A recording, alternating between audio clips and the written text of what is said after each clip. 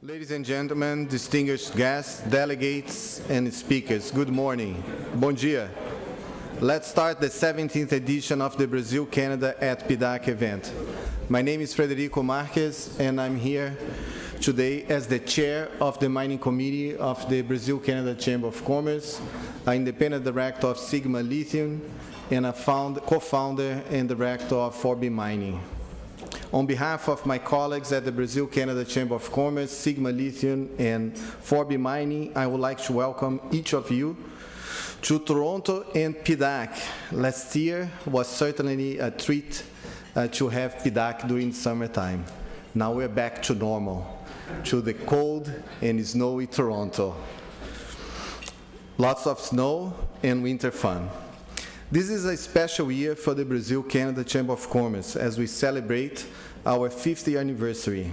That's right, 50 years fostering strong commercial relations between Brazil and Canada.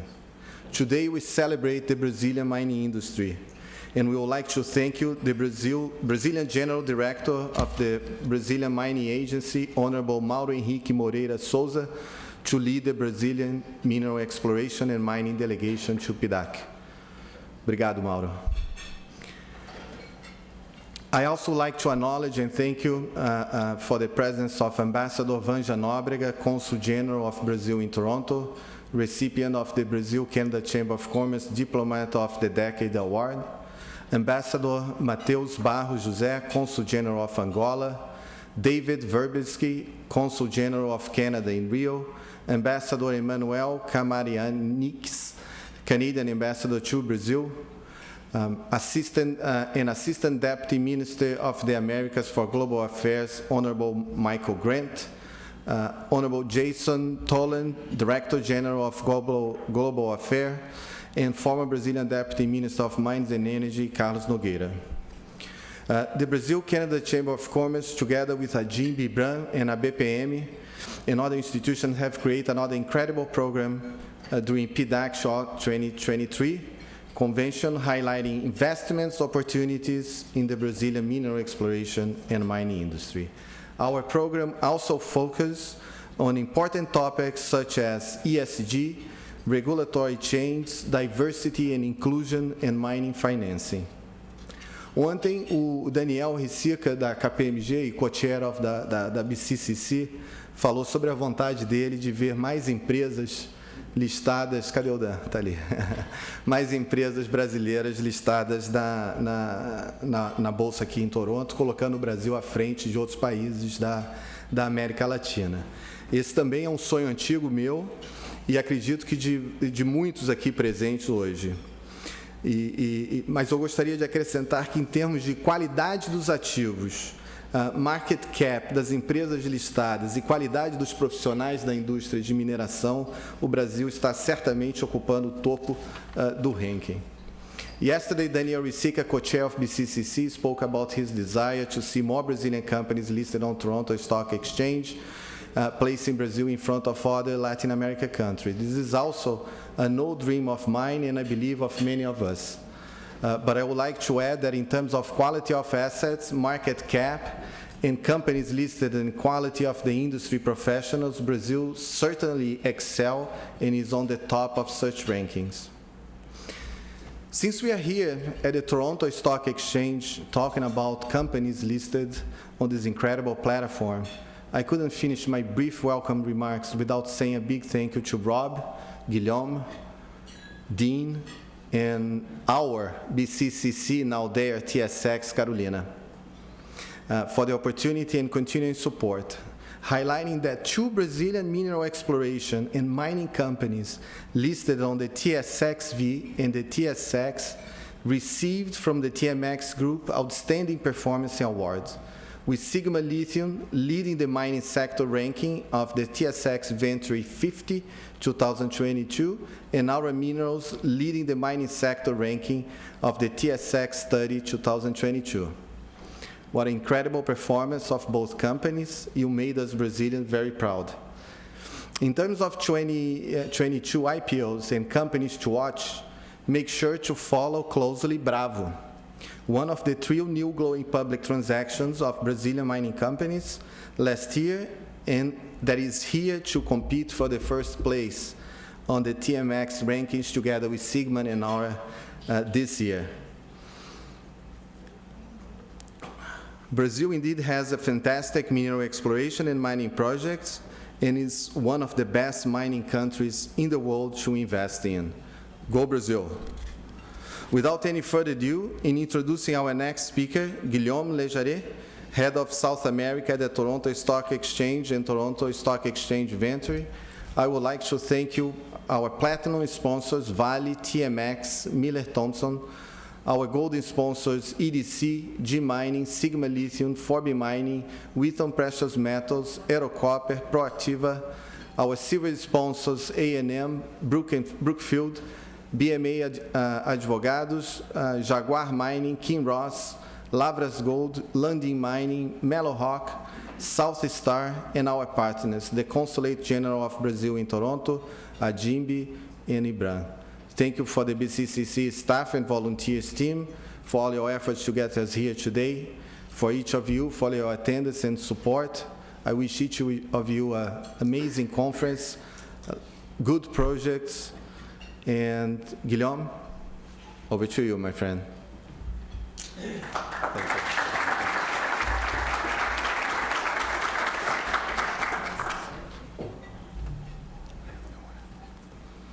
Bom, obrigado, Fred. Bom dia a todos. Good morning, everyone.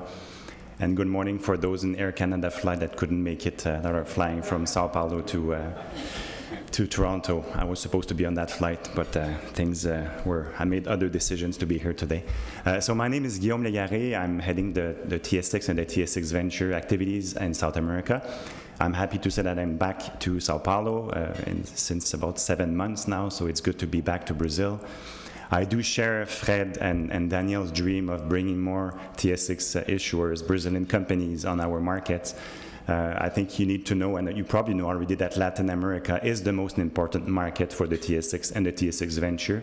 There are 316 TSX and TSXV issuers on our markets with around 1,095 properties. So it's a very important number for us in terms of international issuers. And Brazil is about number 5 in Latin America. Obviously, we need to do more to bring more issuers from Brazil. So we have 127 from Mexico, 60 from Peru, 52 from Argentina, 42 from Chile, and 35 from Brazil, with 94 properties.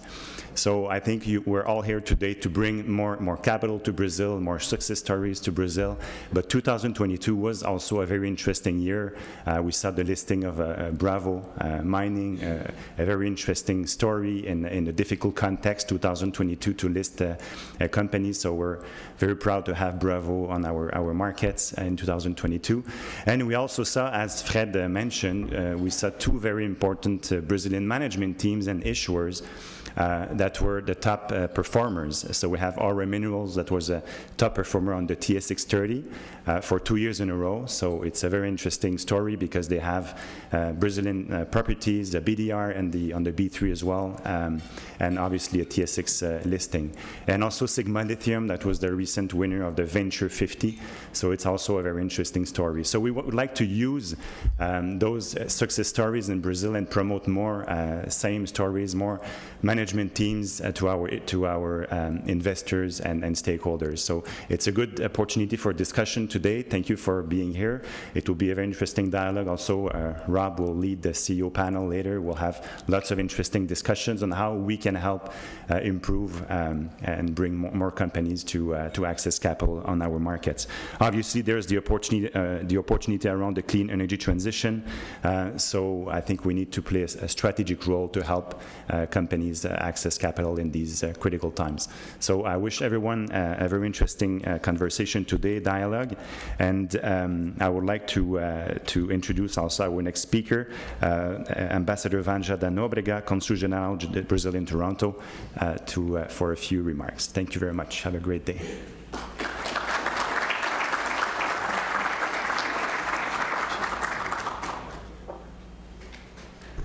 Bom dia, bonjour, good morning. Thank you, Guillaume. Thank you, Carolina. Thank you, everybody here for coming, especially our Brazilian delegation who faced so many storms and all kind of problem, and I have been trying to convince them to arrive earlier instead of the day or one day before, so they can enjoy the city and enjoy to have a previous meeting maybe for the PDAC next year. So, but thank you very much, BCCC. Thank you very much, DIMB, all the sponsors. But thank you very much. Mesdames et messieurs, c'est un plaisir de vous retrouver tous ici, alors que cette 9e première édition de PDAC a lieu. It's a great pleasure to represent the Brazilian government in this meeting. Under the leadership of our President Lula, Brazil is back and is willing to take an active role in the international system and engage in a constructive manner with fellow nations and partners, supporting democratic values and institutions and fostering economic and social development. The mining sector has an important role to play, of course, and that is why Brazil has been issuing an important participation at the Prospectors and Developers Association of Canada over the last few decades. As we all know, mining is a key sector of the partnership between Canada and Brazil. Exchange are constant, and investment in the national mining sector are reciprocal, robust, and growing. Also, as you know, Canadian companies have a key role in mine extraction in Brazil, accounting, for instance, for more than 70% of Brazilian gold ore production. And Brazilian investment in Canada is ever increasing, in stocks overpassing $10 billion. I am sure there is a space for more, and the PDAC is an important occasion for companies to look for new opportunities and strengthen partnership. You can count on the Brazilian government to support a joint force to foster increasingly sustainable mining activities for the benefits of our people. And just a final remark, to remind you that Brazil is represented here through the Consulate General of Brazil in Toronto. So we are here the whole year, which means that whatever you need, support, help, we are here for that. We have a whole team here to support and to encourage you to know a little bit more about Brazil. So count on us, and I wish all of you a productive PDAC. Thank you.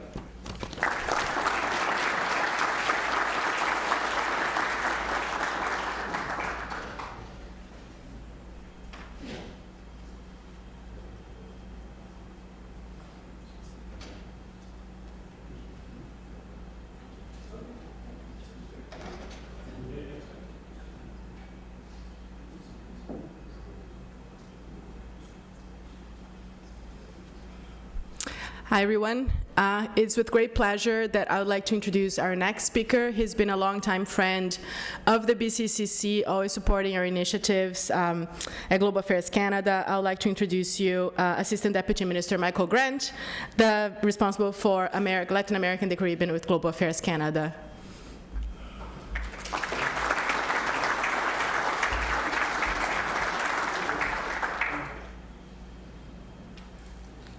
Thank you very much, Carolina. Good morning, everybody. Bom dia a todos. Let me just find. I'm very sorry, running from another meeting and just came in, but it's good to be here. É verdadeiro prazer para mim estar aqui hoje. Thanks for having us once again at this great facility to celebrate the relations between Brazil and Canada, especially in the mining sector. Our bilateral ties are very deep and long-standing, and they still hold a tremendous wealth of potential. I want to thank very much the Canada-Brazil Chamber of Commerce for hosting this event. The Chamber has done a really great job in recent years and is very much at the heart of our solid and expanding bilateral relations. I appreciate this opportunity to provide a few reflections on where our relationship is and where it's going. A relationship that very much reflects a diversity of shared priorities, from environmental protection, the promotion and protection of the rights of Indigenous peoples, to advancements in the mining sector. Brazil and Canada share over 80 years of diplomatic relations, friendship, and cooperation. Over the years, our relations have only been strengthened, and they are on a steep upward trajectory as I speak. As the international landscape continues to evolve, Canada sees Brazil's role in global governance as critically important, and our partnership will be key to weathering the compounding global challenges we face. Beyond bilateral relations, Canada values our work together in multilateral organizations on our shared priorities, and we have a very keen eye on Brazilian presidency of the G20 in 2024. We are fortunate for and benefit from strong people-to-people ties. Over 120,000 Brazilians live in Canada. Almost 50,000 of them are permanent residents. And it's quite incredible to see the continued growth in students coming to Canada from Brazil. Brazil is Canada's most important trading partner in South America and is an essential partner for Canada in our inclusive and diversified trade objectives. The results are already impressive. We are close to $10 billion a year in bilateral trade. Canadian direct investment in Brazil is currently at $18 billion, and Brazil's foreign direct investment in Canada is nearly $10 billion, second in the Americas only to the United States. We have seen impressive investments from Brazil in recent years. I don't need to tell any of you. Vale's purchase of Inco recently, very significant. Ambev's purchase of Labatt's, just two examples. We'd like to see more investment from Brazil. There are many opportunities for Canadian and Brazilian companies to work together to meet their environmental goals, improve productivity, and to work in areas such as mining, of course, infrastructure, AI, clean tech, and IT. Brazil and Canada are natural partners. We are two of the leading mining countries in the world. Canadian exports are over $100 billion, account for over 20% of our total domestic exports. And as one of Canada's largest investors, just Vale alone constitutes over 6,000 direct jobs in Canada. Brazil, as a global mining leader, continues to have even more potential. And as such, we see our partnership very strong going forward. Canada, as you know, is among the top investors in Brazil's mining sector, having invested over $5.5 billion in the last 5 years alone. Canadian companies constitute 70% of the gold mined in Brazil and 100% of the vanadium. The Canadian company Sigma Lithium has started commissioning a green tech project plant in Brazil.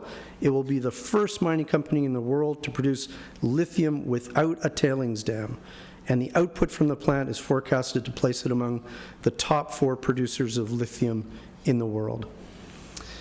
Let me speak for a moment about sustainable mining, which is a priority for both Canada and for Brazil. As part of Canada's strategy to promote sustainable mining, Canada launched its critical mineral strategy in December of last year.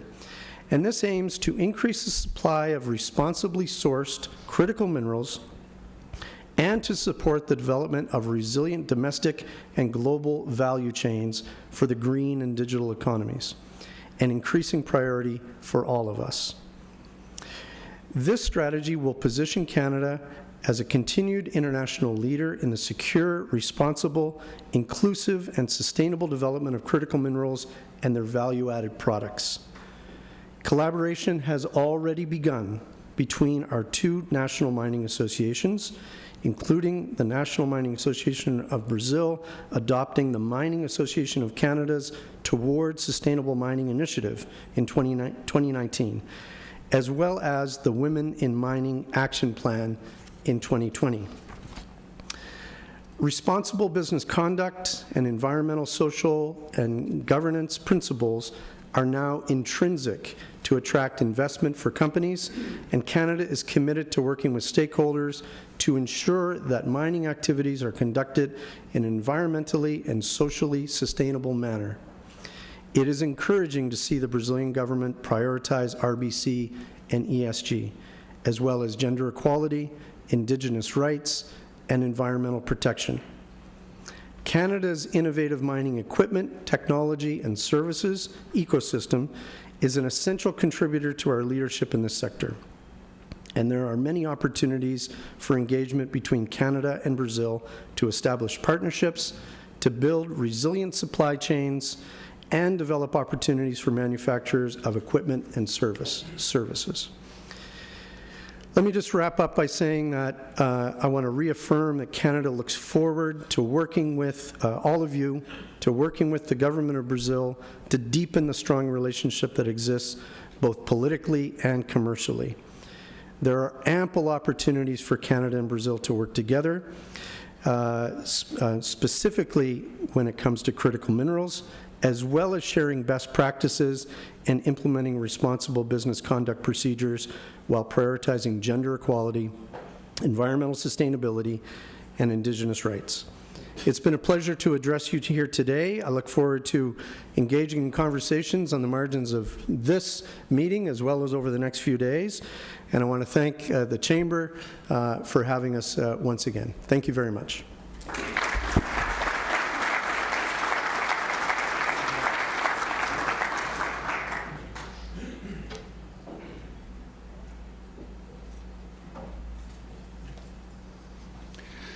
Thanks, Michael. I like to hear the stats. I'm a numbers guy myself, so it's always good to hear the investment and back and forth between Brazil and Canada. I always say that Brazil and Canada are basically the same country, blessed with natural resources, a good mining culture. The only thing that's different is the weather, which I guess, as those of you arriving here today, tripping over the snowbanks, walking up the stairs, it becomes pretty obvious how different the weather is. But anyway, so thanks for the great overview. I would like to note that this has to be probably the first ever Brazilian event that is running ahead of schedule. So I want to take credit for that as part of the Brazil-Canada Chamber of Commerce. Our next guest is Dashni Naidu. She's probably needs no introduction, but is the Executive Vice President of Base Metals. Vale is a company very close to my heart. It was what brought me to Brazil the first time and the second time. So with no further ado, Dashni.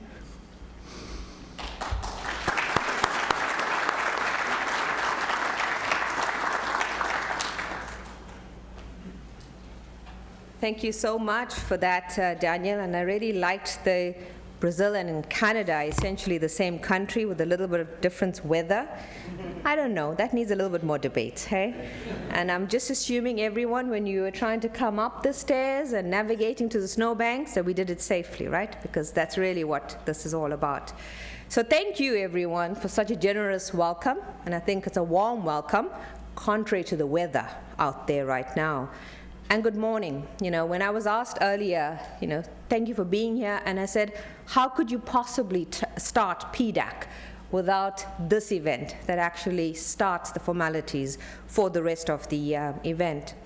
But I want to start, and I've been in country now for almost 2 years, I want to start with respectfully acknowledging that we are gathering today on the traditional territories of the Mississaugas of the Credit, the Anishinaabe, the Chippewa, the Haudenosaunee, the Wendat peoples, and the Métis Nation of Ontario, Region 8.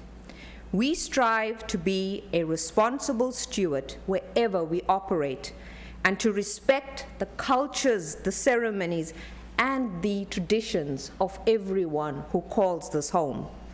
I'd also like to recognize, and I think I'm doing this one in absentia, Minister Alexandre Silveira, the Minister of Mining and Energy of Brazil, and I understand that he could not be with us this morning, but I know that Brazil, and specifically the MME, is very well represented today. Michael Grant, the Assistant Deputy Minister, Government of Canada. And Michael, I too enjoyed all of those statistics that you rattled off. It's quite amazing to be living this moment today. Ambassador Emmanuel Kamarianicus, and I understand that he's also not with us, but again, acknowledging him in absentia, Ambassador of Canada to Brazil. And my new friend, Wanja Nobrega, excellent to have finally met you this morning, General Counsel of Brazil in Toronto, and Andre Saboya, the Deputy Counsel of Consulate Brazil in Toronto. And to anyone that I have missed, I used to love saying this in South Africa, so I'm going to start it in Canada. All protocols observed. It is great to be with you today for the mining brunch at the 17th edition of the Brazil-Canada Conference. I was quite astonished by the fact that we actually have a 50-year history. The Chamber has had an important objective to foster stronger commercial ties between our great countries. As one of the cornerstone investors in the bilateral relationship, I am encouraged when Michael threw out some of those numbers, incredibly encouraged to see that bilateral trade stood at 8.7 billion Canadian at the last count. And although this is fantastic, I believe that our countries can do more to deepen the economic investment and people-to-people ties. And I know we will do it. And I'll be highlighting some of the opportunities that we see that can help contribute to this flourishing bilateral relationship. So today, I'm going to focus on 3 key points. The exciting period of development ahead for the global mining industry. The generational opportunities for Canada and Brazil to benefit from this development, and how we, as Vale Base Metals in particular, is positioned as a supplier of choice for critical minerals, the strategy that actually Michael spoke to. This is an auspicious and exciting time for our industry. I think it's absolutely amazing that we are living this opportunity today. Of course, we know that mining is a precondition for modern life. The commodities we produce electrify our cities, they pave our roads, power our homes, and increasingly our modes of transportation.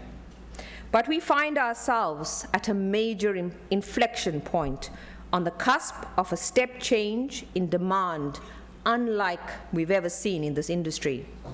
So the demand for nickel, copper, cobalt, PGMs and PMs, precious metals, and I'll leave it there, produce is set for tremendous growth on the back of energy transition.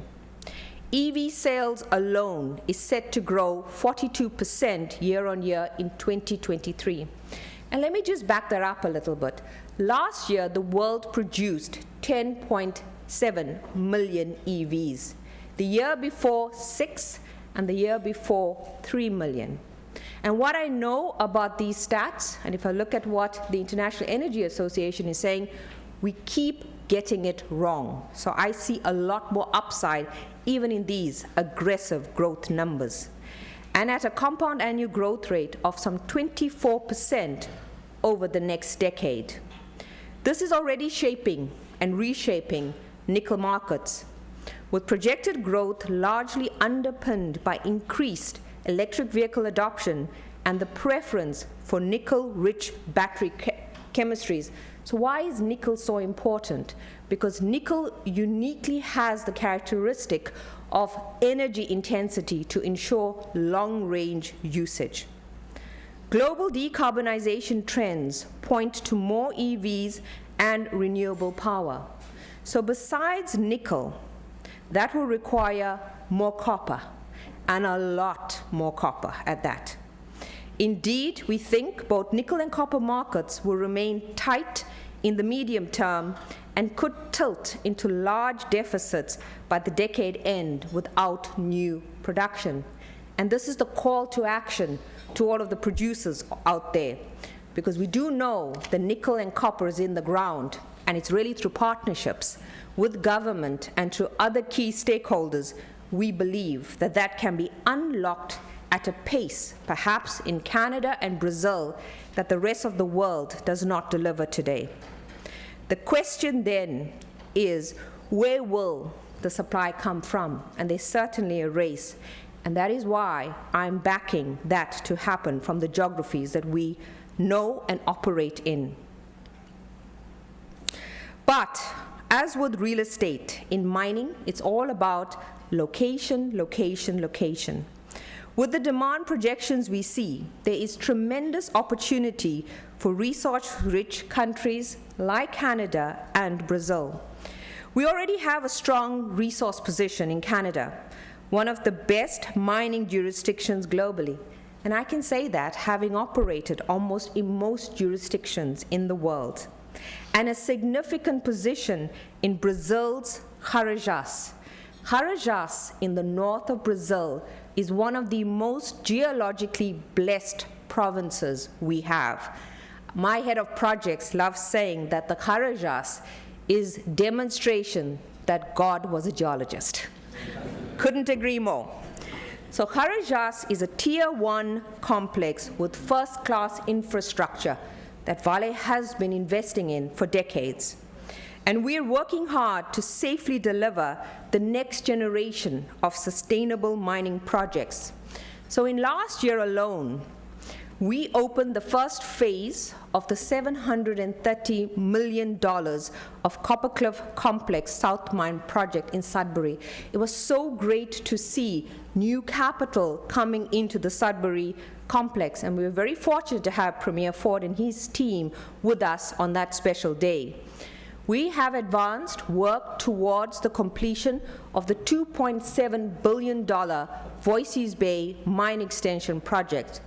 That project, due to COVID, has been delayed, but very happy to report that we are around 83% completion.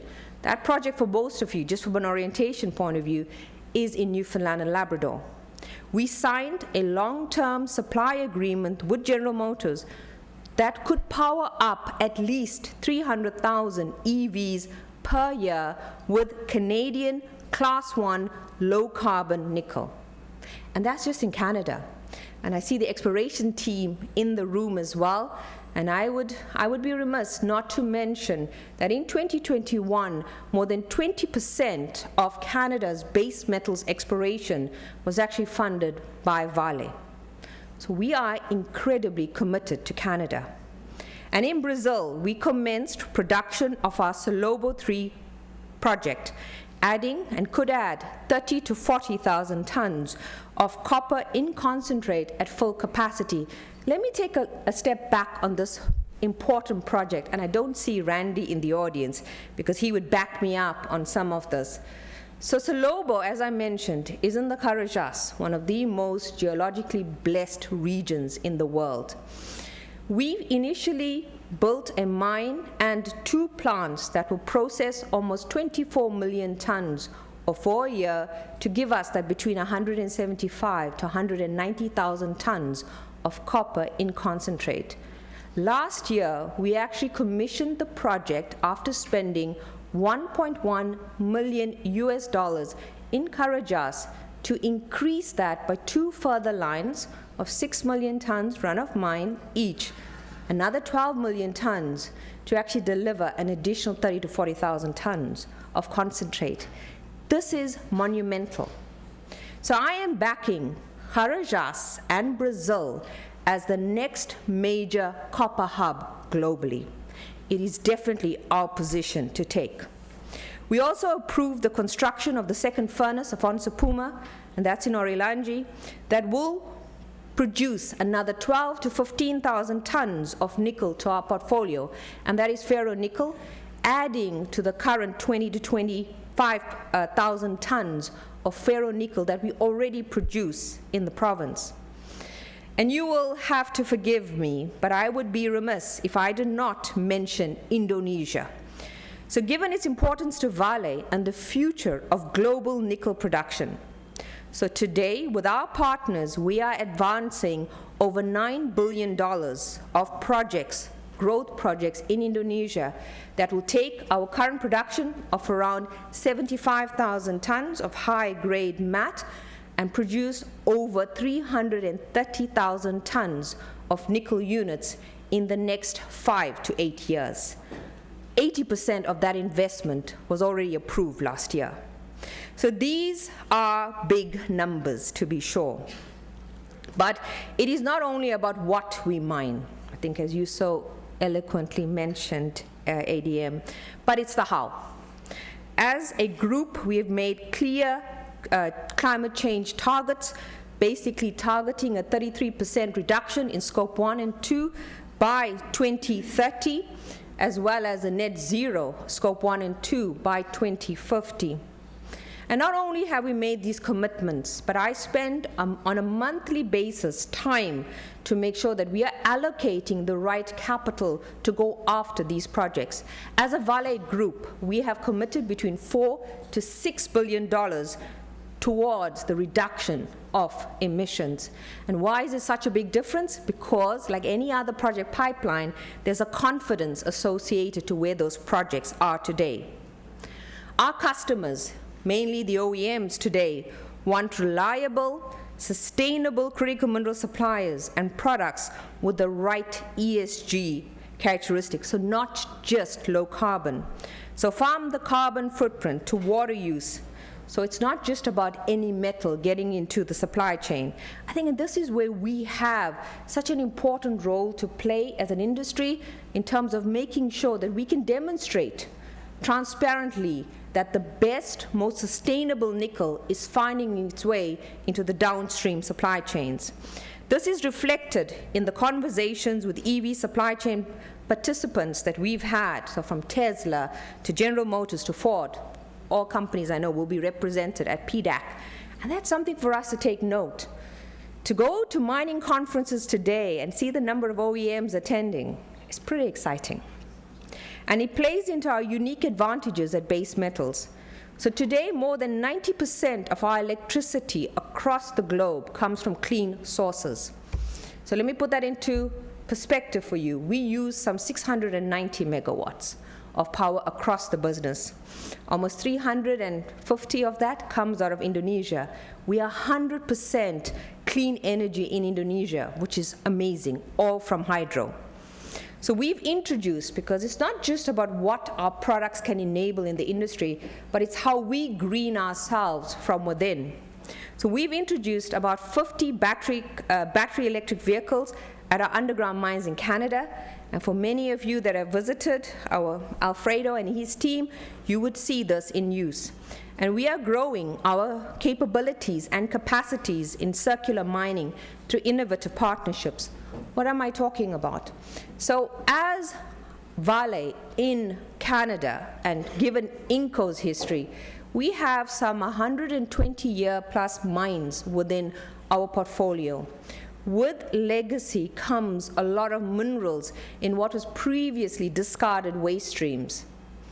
As a sustainable steward in mining, we are looking at reprocessing a lot of what was previously discarded material. I'm very pleased to say that last year we produced some 7,000 tons of copper concentrate from our Manitoba residue. So not only are we talking, but we have actions to back up some of the metal we are seeing coming through from circular mining.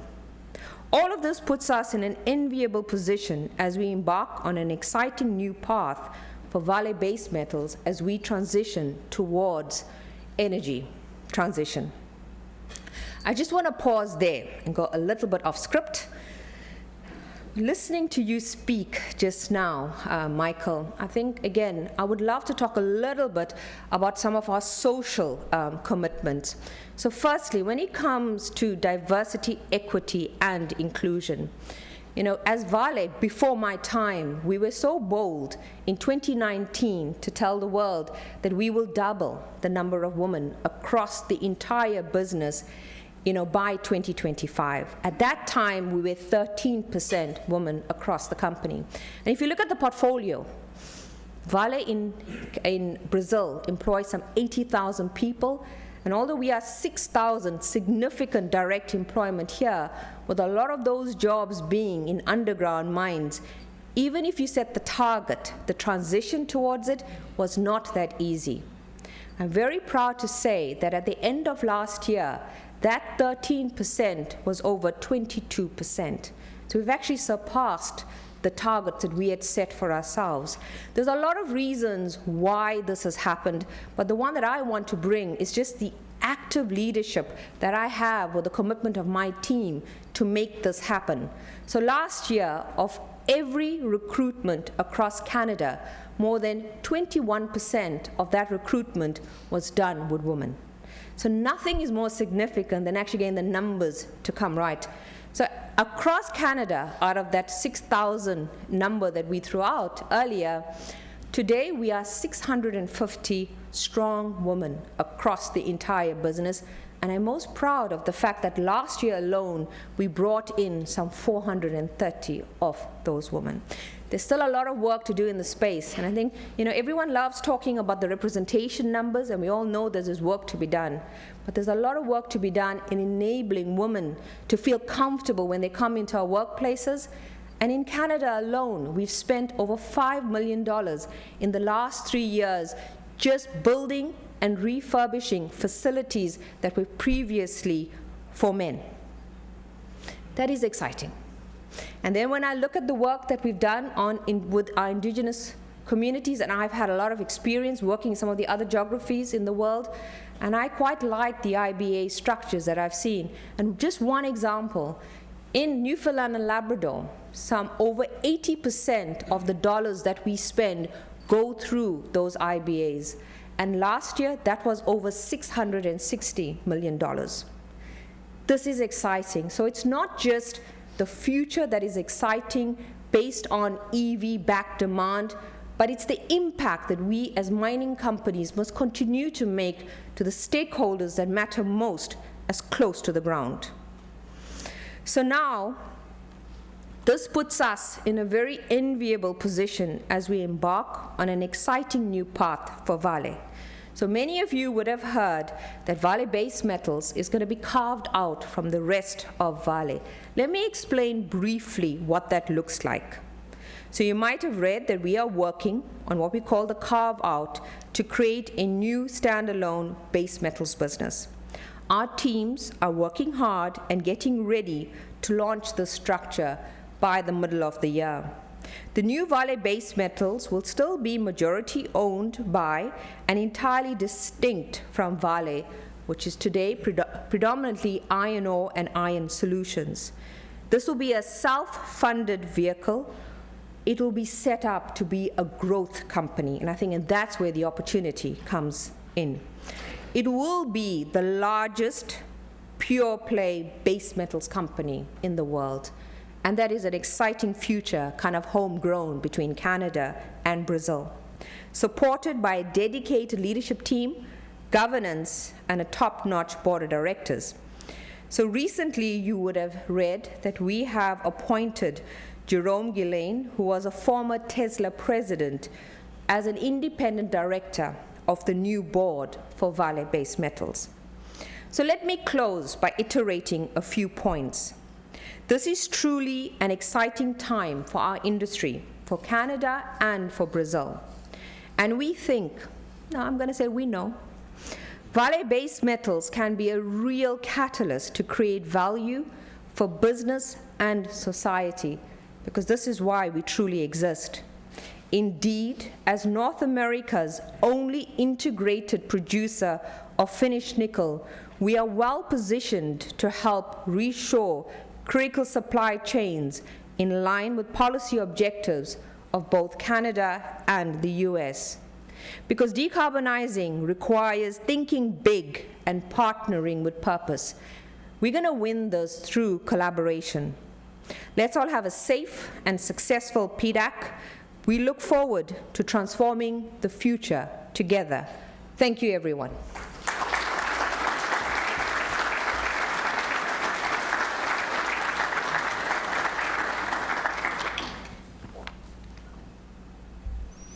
Thank you so much, Destiny. Being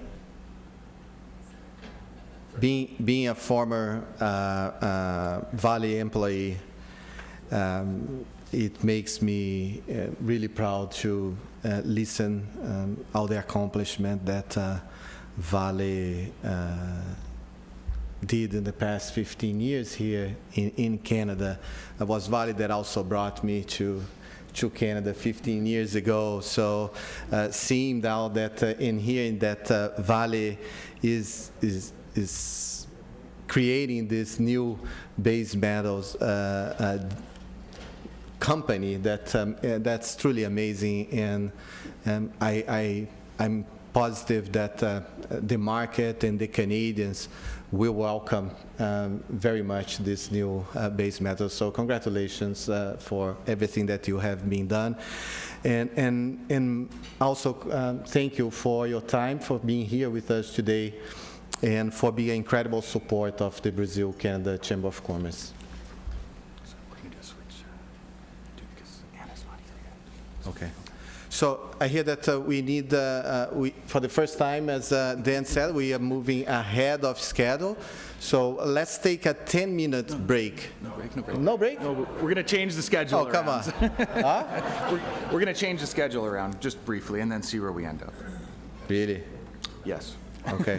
So what are you going to go now, for Rafael? No, we're going to, Jamili is going to come up. Okay. Good. That's the beauty of doing things live, Jamili. Okay. All right. So, so welcome, Jamili. Thanks for stepping in for us briefly in our live adjustment. But Jamili probably also needs no introduction to those of you familiar with the Brazil-Canada Chamber of Commerce. She is, I believe, still head of our Equity and Diversity Committee as well, and recently appointed country head of Rio Tinto Brazil. So congratulations on that new role, and thanks for coming up on short notice. No worries, thank you. Thanks, everybody. I'm gonna find a place for a bottle here.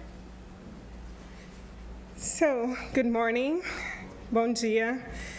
It's a pleasure to be here with you all today. Thank you, BCCC and TMX, for hosting us, and all the leaders from Canada and Brazil participating. We heard Dashni saying mining is a precondition for modern life. You know what's a precondition for mining, besides the amazing geology we keep talking about? People. So that's what I'm here to talk about today. I recently had a surgery on my tonsils. That's why my voice is a bit different for those who know me. So I thought I would try something different today, since we're all about technology and make things work. So let's see if this works. Good morning. Hi, I'm Jamili Cruz, and I am excited to be here at Brunch with you today. If you are failing to recognize my voice, it is because I'm not Barack Obama. I'm a technology being used as a replacement for Jamili's voice today, to innovation.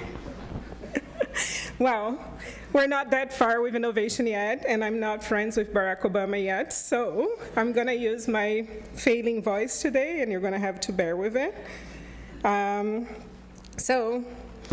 One of the things that, if you're curious about my voice prior to the surgery, that you can go and do today, you can go to Spotify and download the BCCC podcast series, Leading the Way Towards Inclusion in Business. It's a podcast where we talk about diversity, equity, and inclusion in the various sectors that intersects Brazil and Canada. Our last guest, you can learn more about Vale's practices in diversity, equity, and inclusion, because we talked to Edson Ribeiro. It's amazing. It's in Portuguese. It's our only episode in Portuguese. The others are in English. But from Edson's feedback that he's having from this podcast, we're already being asked to do a second season. So hopefully my voice is going to come back. And second season will have the same host, or who knows, maybe a different host, same face, but different voice. So besides plugging in my podcast and being here with you today, one of the things I really wanted to talk to you about is the fact that BCCC, together with a bunch of you, have been a big sponsor of Women in Mining Brazil. Our lovely Michael Grant mentioned that earlier today. In 2019, at PDAC, we did the pre-launch of the action plan, which was a project from Women in Mining Canada that we decided to take back to Brazil together with IBRAN, and with that, we launched Women in Mining Brazil. Patricia and I and Anna and a whole bunch of women who participate in mining are probably a bit tired of Zoom calls by now, and you're probably tired of our faces. So that's why my talk here today is an invitation for all of you to get on board. I know that a lot of you are already on board because we started on that launch with 2 companies signing an agreement to commit to implementing the action plan. And today we have more than 42 companies in Brazil who had committed to implement the actions from the action plan. So cheers to those companies. We all did an amazing job getting them there. So who are here representing companies who have signed the action plan? Please put your hands up so we know that you're here and represented. I know Rio Tinto has signed. I know Vale had signed. Dashni, you can raise your hand. There you go. We have a bunch of companies. We didn't bring the slide to show you the companies, but if you had not signed yet, please search for Patricia, Glaucia, any of us here, and you can learn more, sign the agreement, and understand what it needs to be done for mining to be more inclusive, right? So we heard the numbers around mining. We heard about how Brazil, just like Canada, is this source of income for all of us and development. And we all know that we have to have continue to make a bigger commitment to be more sustainable, more responsible, more inclusive. So here at PDAC, you all have a chance to showcase how that's done. So if you haven't read the action plan and don't know how to act yet towards a more inclusive mining, my call to action for all of you here today is to essentially practice at PDAC. How do you practice that? I'm calling all of you to be an upstander. PDAC is one of those places where you see everything that happens in mining everywhere. So your chance at PDAC is to really try it out and figure out how your new leadership model, considering being inclusive, can be practiced. So one of the things you could do, so I'm going to give you a simple example. If you see a comment being thrown towards a woman or an indigenous people or a black person, you could be an upstander instead of bystander and say, look, mining needs to be more inclusive, so I'm going to ask you to stop right there. So that's what being an upstander means. A bystander, as you probably all know, it means you're just going to stand there, probably laugh together, or just not say anything, but that's not what we're here for. We're here to create a new mining because we need that. We all know here that we're probably going to be retiring on the next 10 to 20 years. I intend to be on the beaches of Brazil very soon. So for that, we need to have succession. We need to have people to run these mines that are going to run way past our lifetimes, right? The life of mines of the mines that I'm operating today are like 40 years, 50 years. So who is going to be there? We all know we're failing to attract new generations. And for that, it's not just a matter of putting bigger and bigger salaries out there. It's a matter of creating a culture where people are going to say, yes, I want to work for mining. Mining's on my list of companies that I want to work for. Just like when I graduated engineering, I had Petrobras on my list. My dad retired from Petrobras, and I was like, I've seen the refinery. It's cool. I went there on my summer camp. I want to work there. So that's why I studied electrical engineering. That's why I'm still working in mining, because it's super interesting, but we fail to get people to understand that. So let's make mining more colorful, right? I wore something colorful today so I wouldn't blend in on the black suits. And we need more of that, right? We need different conversations. We need people with different backgrounds, with different ideas, so we can create the innovation that we keep talking about, right? We sometimes talk about being traditional with some level of pride. We need to take that pride and reverse it and really be open to innovation, new ideas, and new ways of doing things. So my call to action to all of you today is be an upstander, participate in PDAC, thinking every day, how do I make PDAC as enjoyable as it is for me for every single person who decides to buy a badge and be here, independent of their identity. So thank you so much for having me. It's always a pleasure to be at PDAC. If you haven't signed up for Women in Mining Brazil Action Plan, please do. It's our chance to collaborate and figure out how to do better. We all want to do better every day. And again, the affirmation of the day when you wake up, look at the mirror of your hotel room is, how do I make mining better, not just for me, but for everyone? Thank you so much.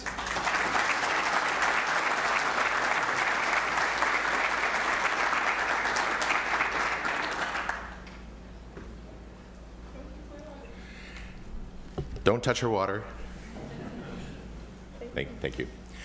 Thanks so much, Jamili. Jamili is chair of our Diversity and Inclusion Committee at the BCCC, and she has been instrumental in helping all of us understand the requirements, the needs, and the value of having a more diverse employment force, workforce, having people make decisions.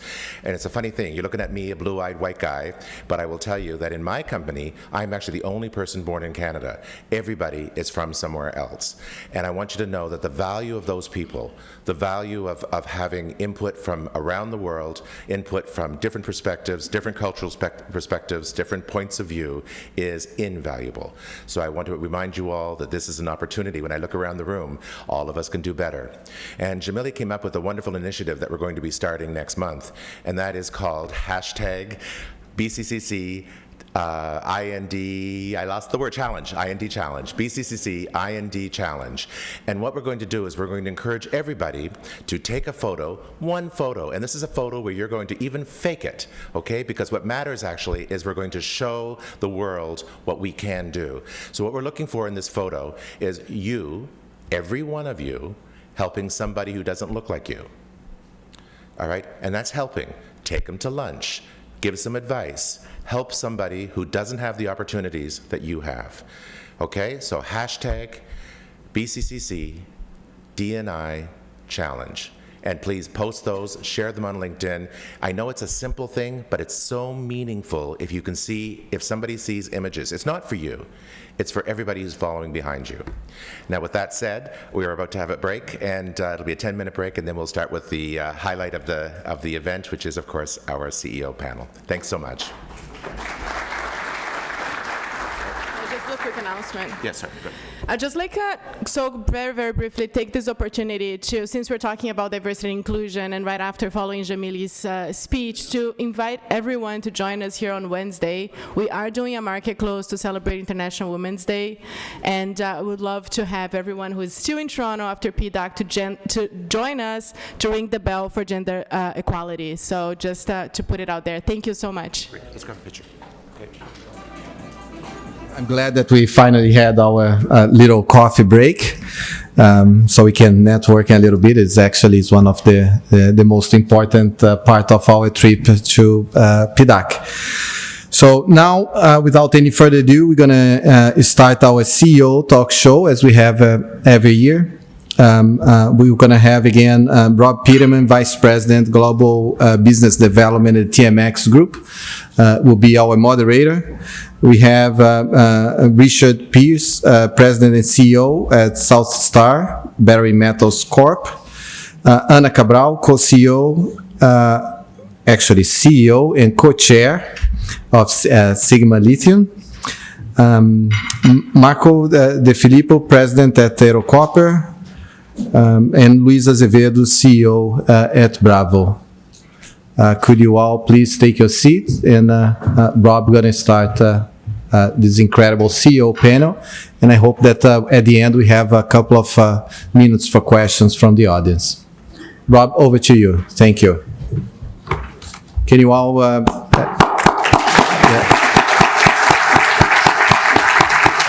Thank you. All right, thanks very much, Fred, and welcome everyone. You're here, and you made it through the snowstorm. In Canada, we play a lot of hockey, so we're in the TSX Market Open Center. So we like to think of this as center ice for the Canadian capital markets. So great to have everyone from Brazil here today. So we're just really proud of the relationship that we have with Brazil at Toronto Stock Exchange. We think there's a lot that comes when companies and government come together with capital and talk about how we move an industry and a sector forward. On Toronto Stock Exchange and TSX Venture Exchange, to mention a few numbers, 47% of all global financings in the mining sector happen on these two exchanges. So we're very proud of that global footprint that we have. We also know that Brazil is a very experienced mining country, and there's lots for us to learn from Brazil as we go through PDAC this year. Fred mentioned this earlier, but what Brazil is doing in the Canadian capital markets is worth considering for everyone in this room. So just recently we launched our Venture 50 program, which is the top 50 performing companies on the TSX Venture Exchange. The #1 company on that list was Sigma. Congratulations. And the middle of last year, we launched our TSX 30, which is the top performing stock on the Toronto Stock Exchange over a 3-year period. So that is consistently strong performance. And that was another Brazilian company with Aura. So amazing results for Brazil on this stock exchange, and we think positive results for Brazil and positive results for global investors. So we're here today to have this great panel, and just want to echo the comments earlier. It's such a great moment in the mining sector where we're seeing clean technology, energy security, all these different concepts come together, and investors and companies are working to figure this out with car companies and PDAC, and a changing face of investors at the BMO conference. So there's a lot going on, and getting to hear from the CEOs that are leading these companies and in the midst of all this change is just a really great opportunity. And to kick things off today, what we're going to ask is that each of the panelists take a couple minutes to introduce themselves and tell you a little bit about the company, their operations in Brazil, and then just really quickly what investors should be looking for from their company in 2023. So we'll go, I guess, from the audience perspective, we'll go left to right. So please, over to you, Richard. Morning. Yeah. Thank you. My name is Richard Pierce. I'm CEO of Southstar Battery Mills. We have a strategic vision of 2 mines producing 50,000 tons of graphite, feeding ore basically into a centrally located battery plant, likely to be located somewhere in the southeast corridor of the United States. Santa Cruz is our most advanced project for construction. We're going to put it basically in production in phases. So phase 1 is going to come online this year, 5,000 tons of concentrate. Phase 2 will be 2 years from now, 25,000 tons, and phase 3 will be 50,000 tons. So over the next 4 to 5 years, we'll be investing approximately $80 million in southern Bahia. Our next project in line will be basically in Alabama. That will start. It's about 3 years behind where we are in Santa Cruz. Similar sort of philosophy there. We put in production in phases, and then we'll have a centrally located plant basically close to that mine. So we're still trying to work on those processes. But in general, I think we've got unprecedented opportunity right now, particularly for battery mills. 5 years ago, nobody really could care too much about it. Obviously, with the energy transition, lots of exciting times ahead of us. I think when you look at it, for us, it's really an opportunity. We've got a great team in place, mine builders, mine operators, that can put things in production in a responsible, safe manner, in partnership with our local communities and stakeholders. We've got a great group of assets that have unbelievable infrastructure.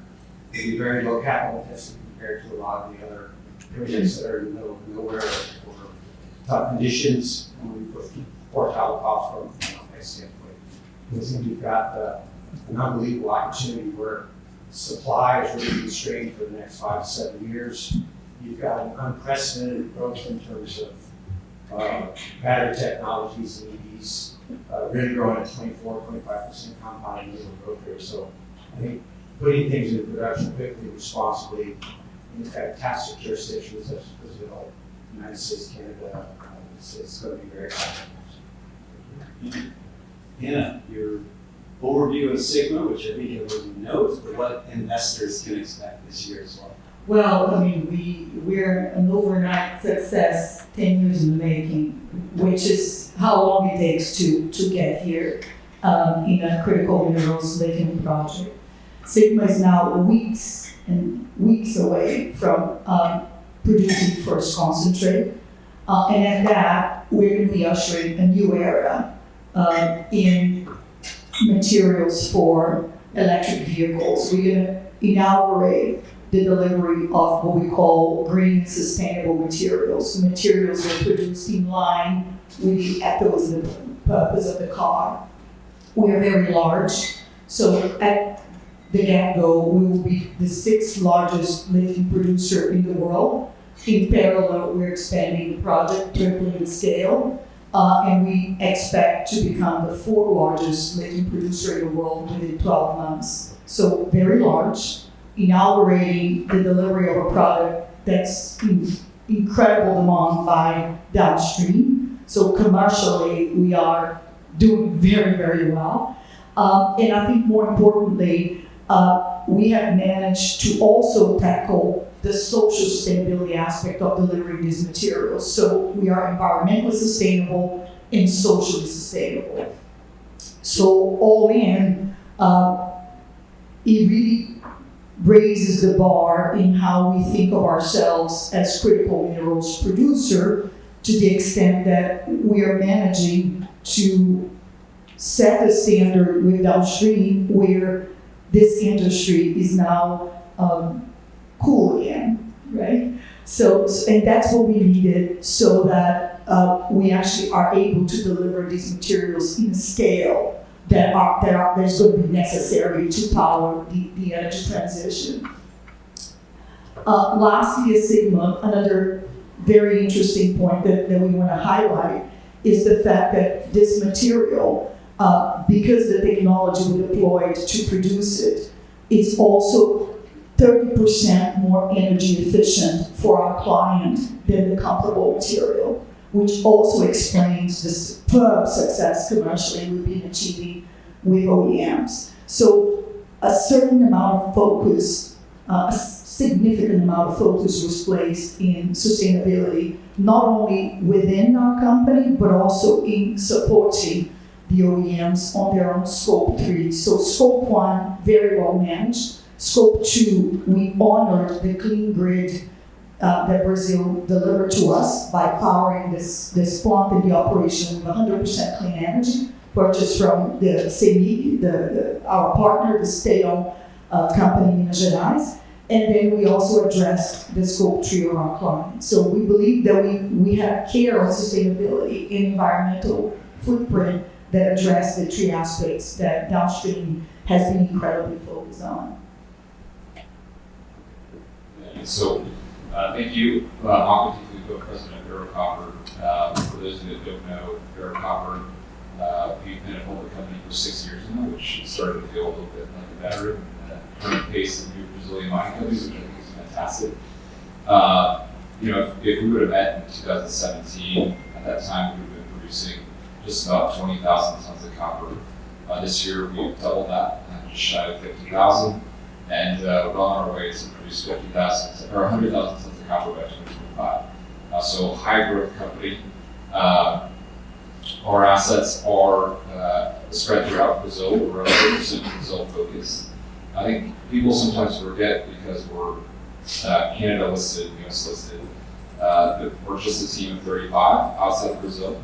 And at the end of this year, we'll have 7,000 employees and contractors on our operations. So truly a Brazilian company is something that we're really proud about. In terms of objectives for this year in the company, it's really 4 things. So first is to get to that 100,000 ton high water mark that we're pushing for. It's the safe execution of the Tucumã project. That's formerly known as Boa Esperança, for those who know, that's in the Carajás. And we're really excited to bring that project online. I think Sharon and Desha's comment with the Carajás mineral endowment is incredible. And so we'll be safely executing that project, investing about $200 million this year to advance that project will be online in the second half of next year. Things are going really well there. I think echoing the comments here, proud to say that the 500 employees working on that project right now, 85% are from the 3 local communities surrounding the project. So it's something we're incredibly proud of. The second objective for the year is to focus on our nickel exploration program. We announced a nickel sulfide discovery in the Crusoe Valley late last year, which is really exciting because there's been copper mining in the Crusoe Valley for over 40 years and never a discovery of a nickel sulfide deposit. So we're spending about $40 million this year on exploration throughout all of our assets, but the majority of which is focused on nickel. So you'll see some news later in the year on that program. And the last is to set out the growth phase for the company in the future. You know, as I mentioned, we're Brazil focused, 100% strategic objective to grow in Brazil. And our challenge as a group, and that's what most of my time working on, is how do you get from 100,000 tons to 200,000 tons by the end of the decade? So that's the objective for our team. And I think lastly, we started very proud in 2020 that we announced that we'd be fully aligned with towards sustainable mining by 2024. So that's been a huge initiative of our team. And we're still on track. We completed our self-assessments last year, and we're doing our external assessments towards sustainable mining this year. So those are the main 4 objectives for us. Good morning, everybody. Thanks for inviting us here. My name is Luis Azevedo. I'm a geologist and a lawyer. I'm probably one of the oldest Brazilians here in PDAC. I remember the first time I was here was '94, so it's a lot of years. Long time to get over here in this city, I would say. Who's Bravo? As we say in Brazil, Bravo is the new kid in the playground. We listed last year. We bought this project in 2021 from Vale. We really appreciate the work that Vale had done over there, and we try to, with the team that I built and with the money that we raised, trying to take this to another level. Bravo has the project, is one single asset only, located in the Carajás of Brazil. We benefit for a great infrastructure created by Vale over there. I think as Danish said before, like it's a great area to operate. Vale really done a great job. A lot of people that are here besides me are dedicating for that infrastructure. So our secret, probably what investors can do, looking to us, is look at the future of this company. We got a project with about 5.5 million ounces of PGM. We've done an extensive program of work over the last 12 months. We start with the raising about $8 million in private round. We were very lucky that we brought BlackRock to our portfolio of investors. It was not a coincidence. He was a big supporter of us. He was a big supporter of Abanco. If you remember, 3 years ago, we were celebrating here the selling of Abanco with 120% premium, which nobody has broke this record since then. So that was some plan that we had start to build in 2007 that I believe we can complete over the next years.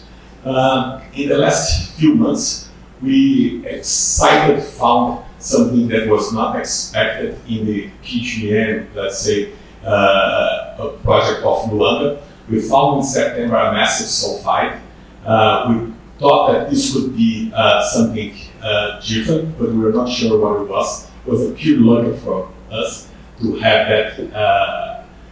that result. But recently, about 2-3 weeks ago, we announced a second discovery in terms of nickel that turned probably Luanda and Bravo not just a PGM player, but also a nickel PGM player.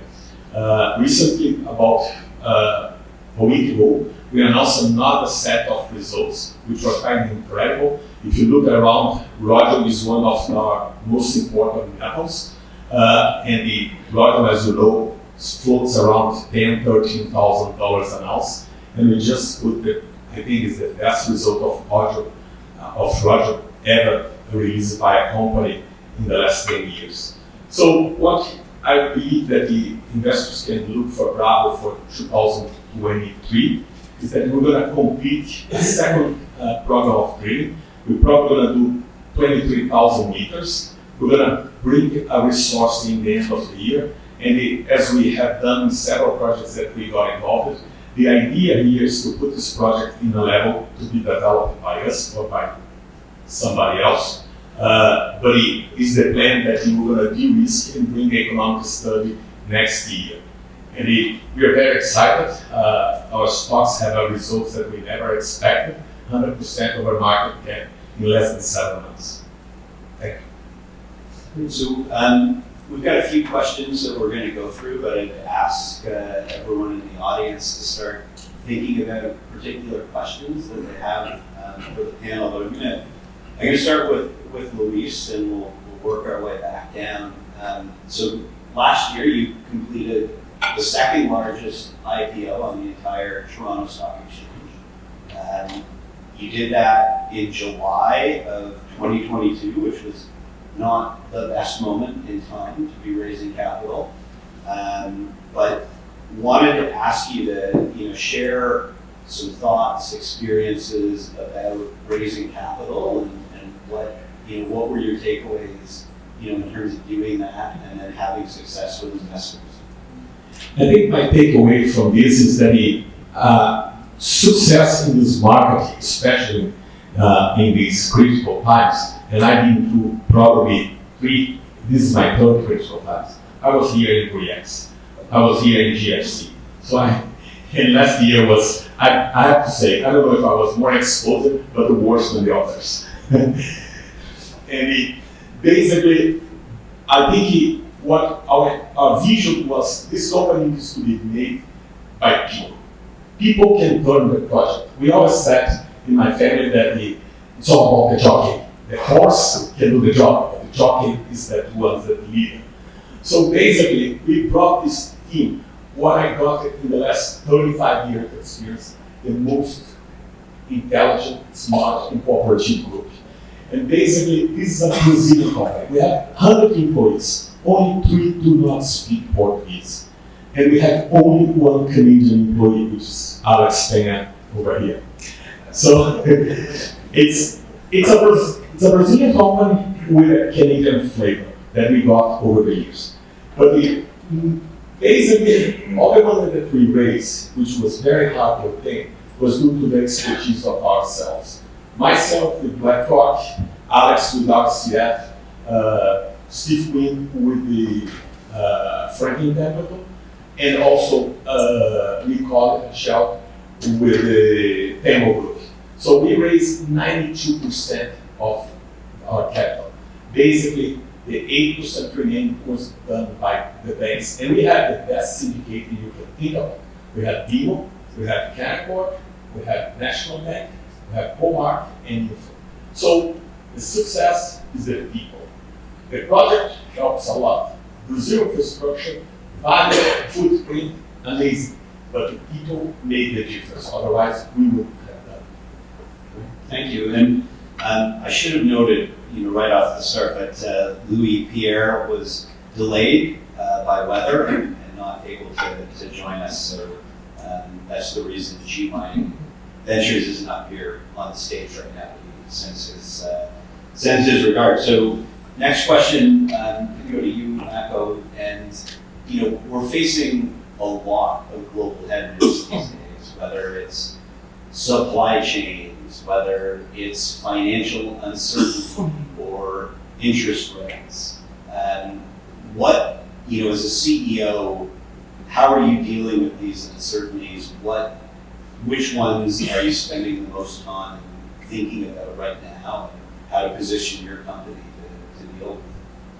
Yeah, look, great question. I think that if you go back just a year ago, well, first I'll go to kind of 4 months ago, but before that, we had started when we recognized the quality of the Tucumã project and the desire to bring that online. We started as fast as we could, putting the wheels in motion to raise a high-yield bond offering. We closed that in February of last year, about 30 minutes before the Fed raised rates for the first time. So we were incredibly fortunate in respect to our timing to protect the company as we entered that growth phase. So it was a $400 million high-yield offering. I think, going back to the budget season for this year, one of the things that strikes me about the current environment, and we just come from BMO last week and seeing the excitement around the sector, is that in our budget season, which is August, September, I was preparing our team actively for what do we do if copper price goes to 275 or lower. So the dichotomy of where we are today is, as I said, very striking. Obviously, copper prices, well above 4 just a few months later. So my team reminds me how bad that the stress I put them under was unnecessary. But I think really what we did in that time was look at our whole portfolio and develop contingency plans across the board for what does a lower metal price environment look like, and how do we still execute our growth strategy in the context of lower metal prices. One of the fortunate things that we did early this year is we put in a hedge for 2023, so established a floor at 350 copper. That was really important for us. That's where we did our budget. So, when I look ahead to 2023, I still think this year is probably maximum uncertainty for the whole complex, not just metal prices, but also input prices. We've seen oil prices impact certainly our margins, rising labor rates, cost of consumables are much higher. So I think for us as a company, it's taking out the downside risk through a hedge, making sure that we had plenty of liquidity to execute our project. And then, really getting down to brass taxes and preparing the whole team for pretty extreme scenarios with respect to contingencies. What are we going to, as I like to say to the team, how are we going to reshuffle the deck chairs on the ship if we need to? And so we do that as a practice every quarter very aggressively. Great, thank you. So when we spend time with our energy customers, they're also in a very interesting position, right, between these very important concepts about energy security and countries having secure access to energy, and then on the other side, the changing face of the investor base as they look at decarbonization and ESG. I'm going to go to Anna to talk just a little bit. We know battery metals are an incredibly important part of global decarbonization. Can you talk a little bit about, how are we going to, is the industry going to be able to provide the resources we need? And in your mind, what are the big challenges we have to get through in the next few years to be able to deliver on some of these goals? The main challenge is stability of capital, stability of regulatory environment. And I think at that, all of you in the room from the Brazilian government should really pat yourselves in the back for what you've done in a sector for the country. A year ago, we talked a lot about the now defunct, thank God, lithium decree, which was a piece of archaic regulation that dated back 60 years from the Cold War, the old Cold War, the one in the 60s. And then Brazil deregulated and streamlined the process of producing, exporting lithium in the country.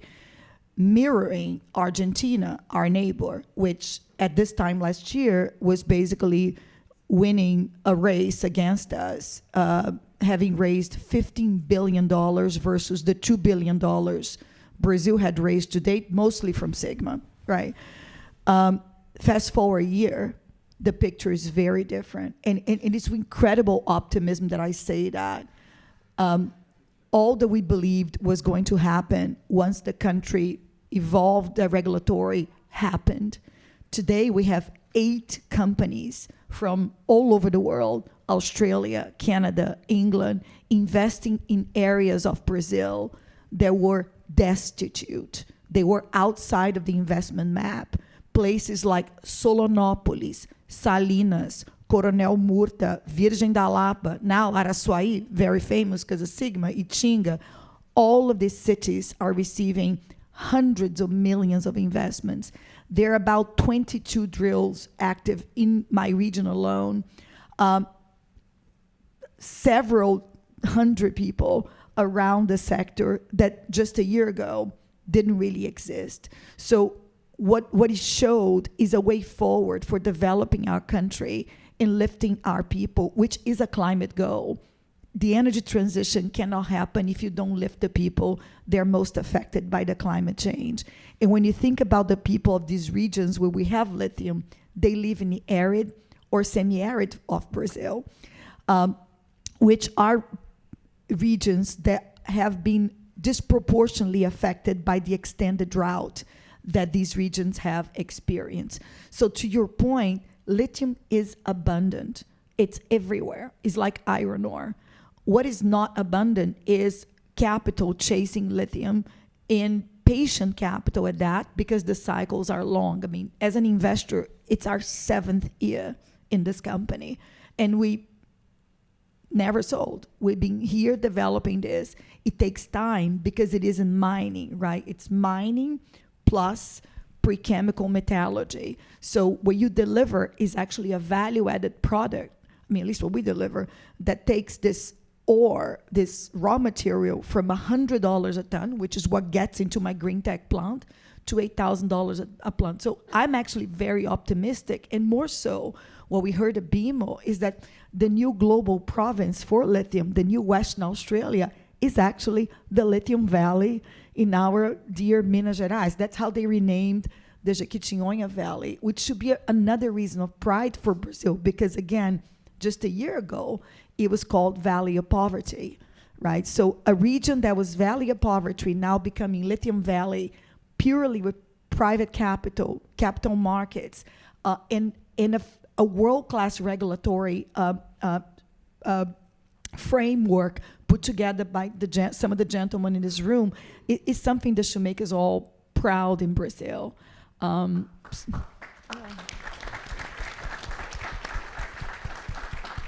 It's like, what a difference a year makes, gentlemen, really. So yeah, I'm very optimistic. I think, Brazil can make whole whatever is missing on the lithium supply-demand curve, really. All right, that's a tough act to follow, Richard. So, Pressure. So we're going to talk a little bit shifting to social license to operate, and as you're working on developing a new graphite project, talk a little bit about that and how you properly secure that social license to build your business. I think when you think about social license, I kind of think of it as the difference between character and reputation. So if you think about character as something that's inside and basically gets developed over time, versus reputation, which is outside looking in, I think social license is the same sort of thing. Mining's hard. It's not easy. There's a lot of ways to blow your brains against the wall. And for social license, I got lost in Brazil basically in 2008. Been there ever since. I've been all over the country. I've seen lots of really good things and lots of really horrible things. And so when I look at it, it's something that, number one, you have to have a plan. And you have to have the people in place to execute on your plan. You have to have very open and transparent communications, because you're dealing with people's expectations. It's jobs, it's taxes. So you have to be really clear about what you can do and what you can't do, because there's many times people asking for things and you just can't do it. And other times you're like, oh, I can do that, but I can't do this. So you have to be very clear about that. And you really have to be involved in the community. So we've been in, Rafael and I have been involved with this project basically since 2010. We've been there for over a decade, and we're finally in construction. So these are things that take millions of dollars, decades of time, and you have to be committed to it over time.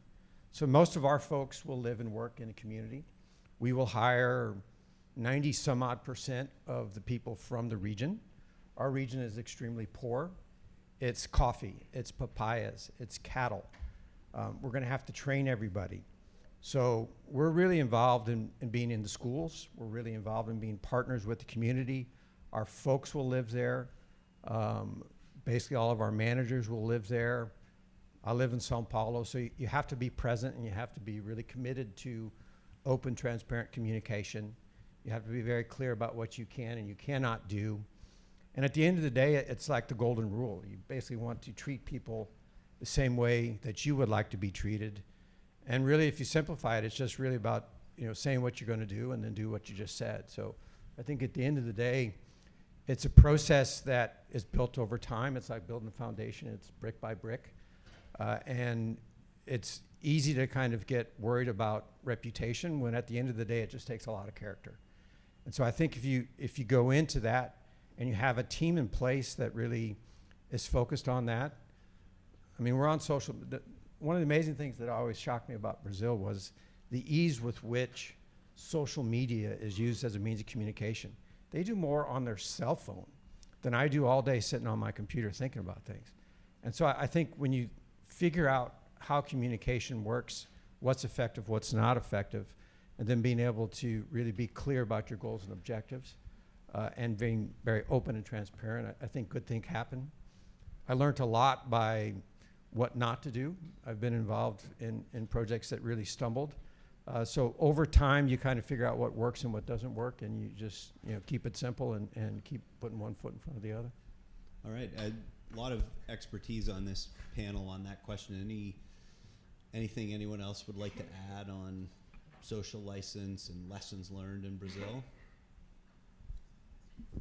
Yeah, I can tackle that. I think it is going back to your point in terms of embracing the community and prospering with the community.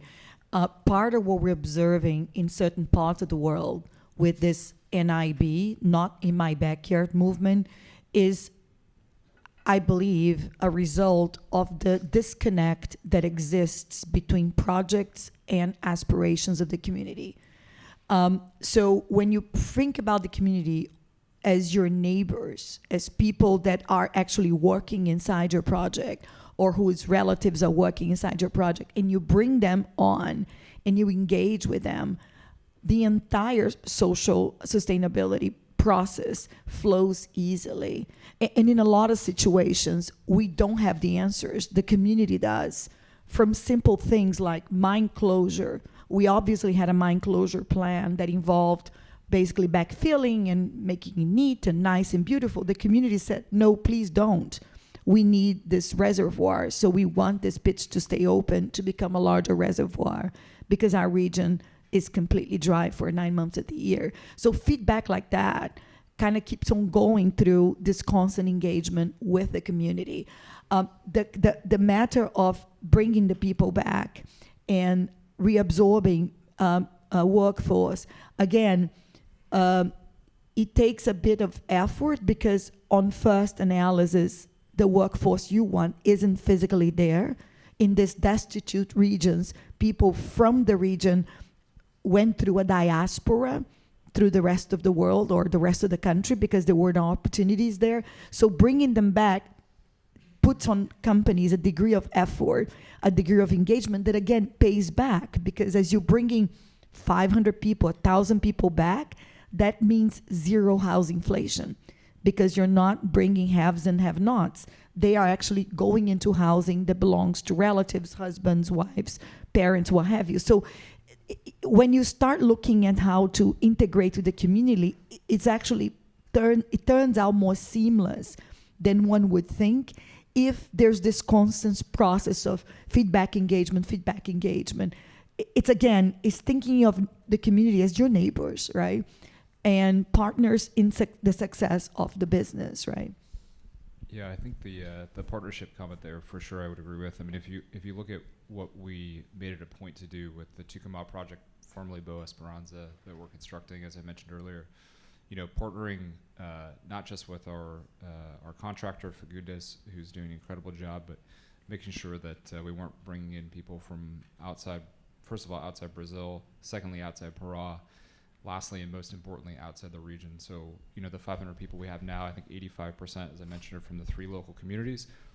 95% are from Pará, so just outside kind of that 100-kilometer area of influence. So for us, that's been kind of a core project, a core initiative that we made it a deliberate point when we started the project, is to focus on the local region. We closed our office in Orlando de Norte and moved everybody out to site so that the restaurants and cafes that were being popped up would be full of not just the contractors that were coming in, but also our direct employees in the city. So, I think partnership is key. Well, in terms ESG, I think attributes, we all here experience to operate in a poor area in Brazil. You can see that. and it's very hard to find a non-poor area in Brazil. That's our probably big, like, let's say, reality in terms of Brazil. I, for instance, experienced to work in an area, Luanga, where it's not just poor. People are depressed about mining. People don't like mining there because I'm 10 kilometers from Serra Pelada. So the young community over there experienced the fact that their fathers were left behind in the richest area of ages, centuries of Brazil. So basically, when I went to visit the property for the first time, I went to the property, I meet with the young generation over there, boys with 20, 18 years old, and I said, what is your aspiration in life? I said, you go back home and we reopen the garimpo. And I said, well, there's millions of waters over there. This will never happen. Someone tried and failed. They said, but there is nothing here for us. So that became like a big challenge for me, and I have to change that. And being advocacy of mining business for 15 years already, I know that reality, I know that frustration. So what exactly we done? First thing, improve our communication. Like Vale is the mirror or the image of a successful company over there. But since they are frustrated, they see Vale as a problem. And I say, you're wrong, because I would be here, Avanco would be here, Eurocopper would be here, Jaguar wouldn't be here if Vale was not there. They open the doors for you. And you are experiencing the opportunity now to become your time. We can change this with Luanga, but you need to understand and that. And for instance, 1 year later, Vale decided to pavement the road to them. So now we can see the smile on their face and they believe on us. So we need to communicate better with our communities, and we need to spend time to understand them. And sometimes listen is everything. I see Anna's in LinkedIn. I see that she's experienced the fact that the women are probably the most left behind part of these communities.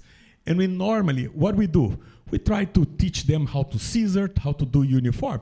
They don't want that. They want to be part of this business. And we need to open this door for them.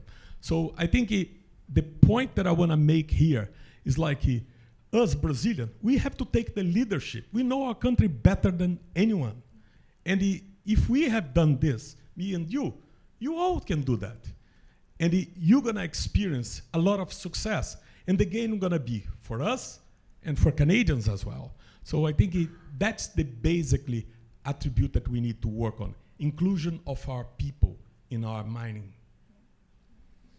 So maybe let's continue on this topic with everyone thinking about the mining workforce in Brazil. You're all in different places, but maybe starting with you, Luis, we'll work our way down the panel. But just sharing some thoughts about the workforce in Brazil and what are the important initiatives or strategies that your company is looking at to engage and improve the workforce in Brazil. So we'll start with you, and love to hear everyone's thoughts on that. Okay, again, like mines are not so easy to find.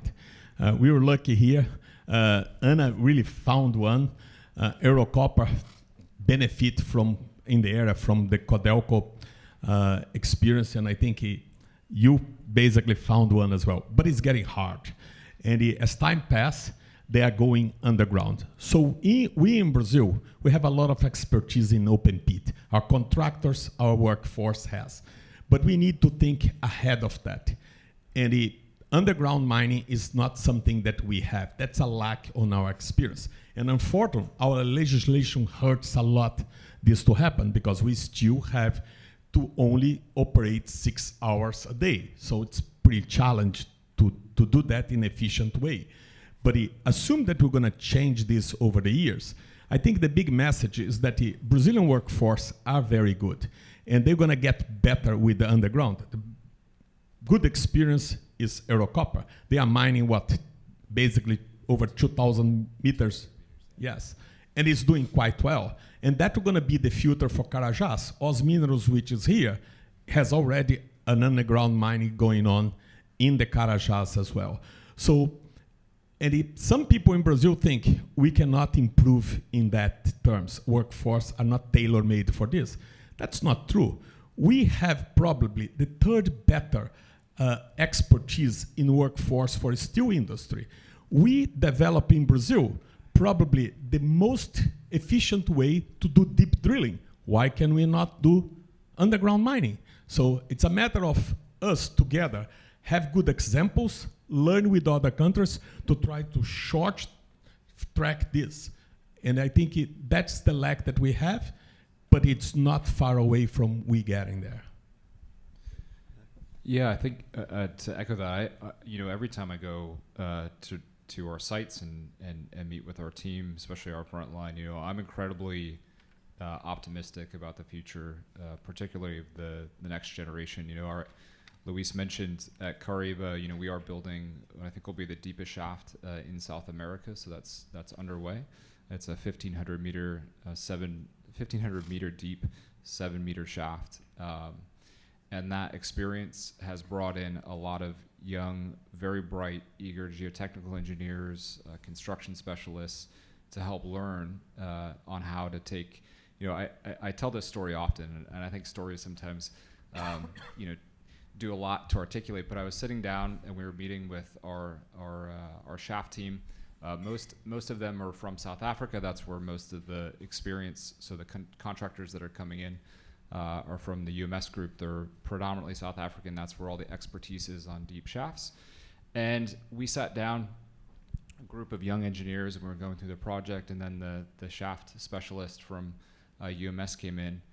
And I said, okay, your guys' job is to obviously execute the shaft, but at the same time, you all have to learn from this older gentleman, because he's not going to be in the industry for the next 10 years when we have to go do this again and again. So that has brought in a lot of enthusiastic young people to our organization, and I think it's going to benefit Brazil in the future, and we feel humbled that we get to be a part of that transition to go develop the next generation of underground miners and shaft builders in Brazil, to take some of that expertise back where it's needed.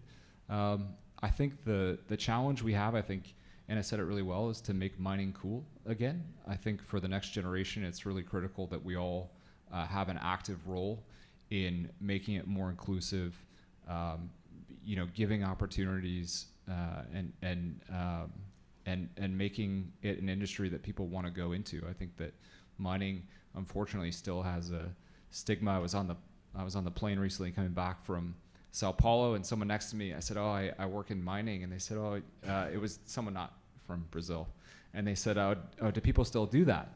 And so I think I think we have this intrinsic challenge in our society, and I think, again, to put the words, to steal Anna's line, to make it cool again, I think is something that we all have a very strong vested interest in investing in the next generation. So, as I said, we feel humbled to be a part of that with our shaft project, and yeah.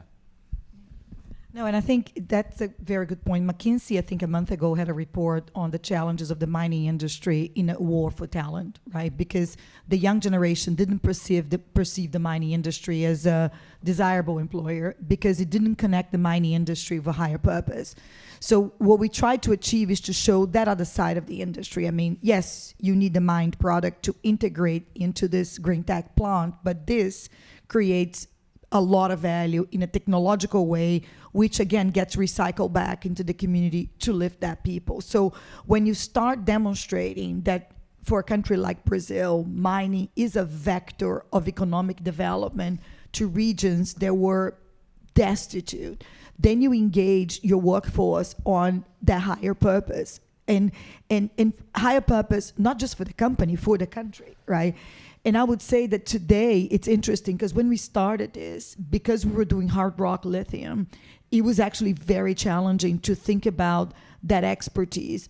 On the mining, never an issue. Brazil has a fantastic mining workforce, open pit, lots of mining services companies, world-class mining services companies at that.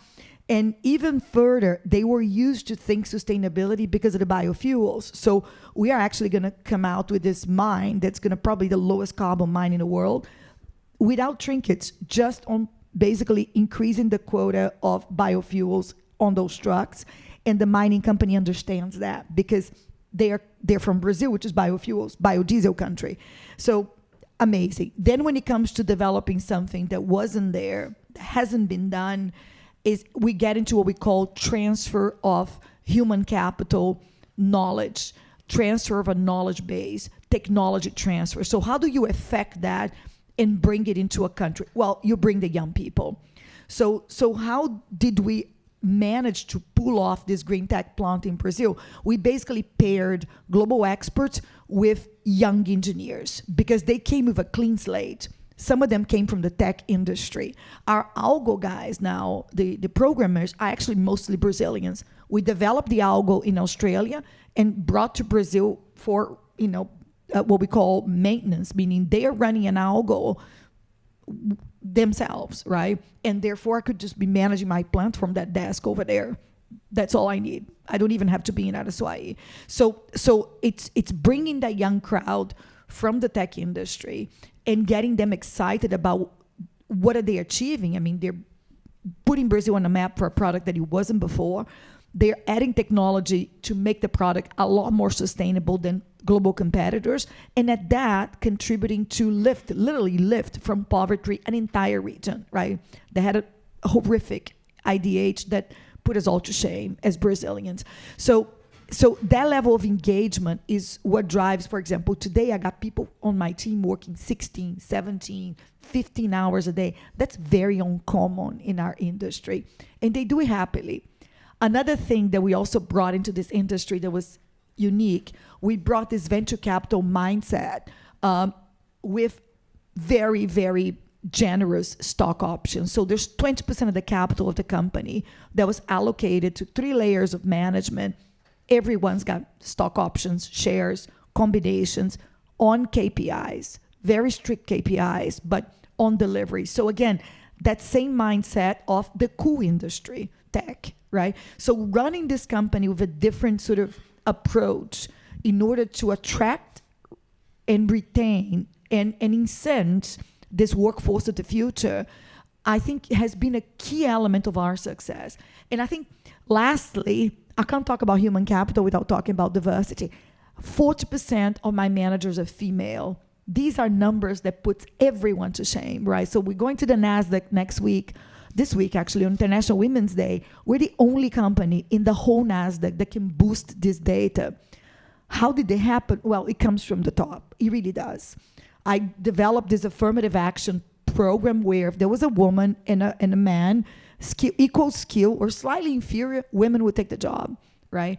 And that added quite a lot to the conversation in the company because the women brought a different approach. In fact, the founder used to say, I love all these women because they're diligent, they're precise, they have this attention to detail. That's an inherent characteristic of a woman, right? So we've done better at that, for instance, in the mineralogy, in the geology, which a lot of people thought was sort of the territory of foreigners. No, not really. There's just 2 geologist leaders there.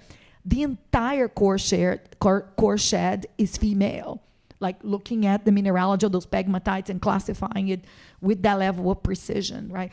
So we grew a lot as a company as a result of these 2 focuses on human capital, bringing the younger guys with more technological versatility to pair them with the Australians, the South Africans that brought in this lithium pre-chemical processing technology so that we could transfer that knowledge base to Brazilians, to young Brazilians that would grow with the business.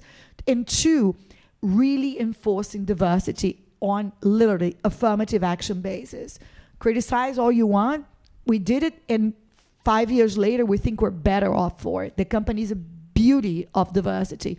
Lots of women, a lighter workplace, and the metrics are there, right? We delivered as a team beautifully. Richard? That's hard to follow up. I think, when you think about mining, it's hard work, right? And the unbelievable opportunity that we have sitting in front of us, I think you guys have laid it out beautifully. I'll just kind of talk briefly about Brazil and that opportunity that we have sitting in front of us. So we're on the precipice of basically a revolution which is going to, to a large extent decarbonize a lot of our processes. Brazil today is number 3 in terms of critical metals throughout the world. Number 1 is China. Number 2 is Australia. And when you think about how the world is going to get divided up into center of gravity, you're obviously going to have, a large mass in China getting lots of resources. And I think when you look at it, Eastern Africa, Australia, and Asia is all going to go into China. When you look at Western Africa, and to a certain extent the Americas, part of it's going to go into Europe, which is going to be the second real center of gravity, and part of it is really going to go into the US. So when you think about that, Brazil has copper, Brazil has lithium, Brazil has graphite. In terms of graphite production, let's go back 3 years, Brazil is the second largest graphite producing region in the world outside of China, bar none. And so, again, Anna's bringing lithium online. We have copper deposits, we have nickel deposits, we have rare earth deposits. You have really everything that we need, magnets. You have everything that you need for the energy transition revolution in this hemisphere. Easy logistics. You have some of the best mining schools, geology schools.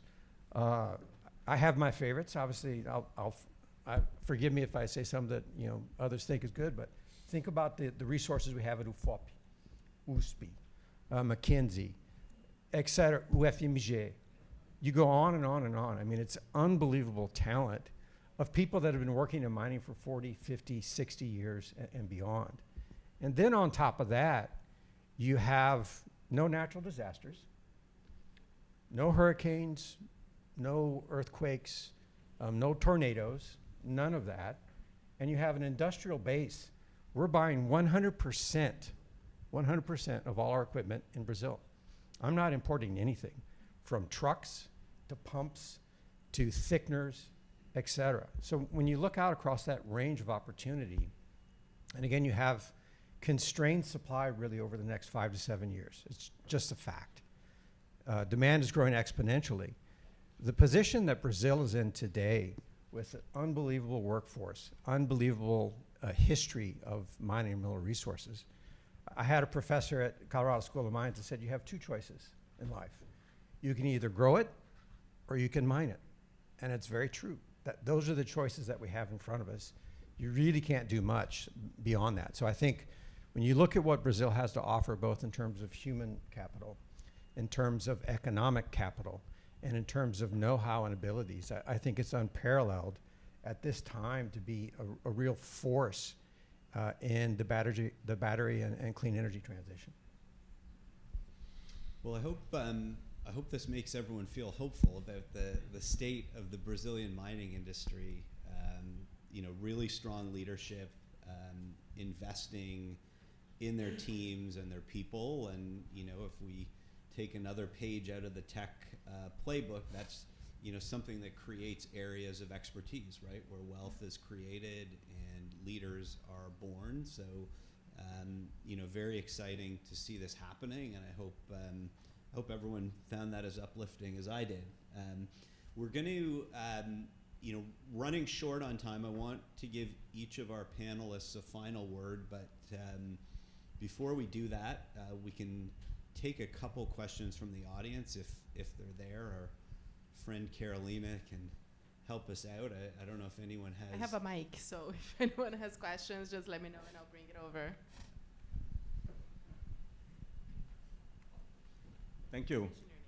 Yeah, my name is Hemdat Saw. I'm the humble CFO for Lavras Gold Corporation. We operate in Rio Grande do Sul in a town called Lavras do Sul. I noticed that the panel is well represented by a wide spectrum in terms of market cap and in terms of geographic operations in Brazil. I also noticed that there has been a change in presidency in Brazil. My question is regarding political uncertainty. What do you guys anticipate the impact of this change to have on your operations going forward, given your difference in size and given your difference in terms of geographic operations in Brazil?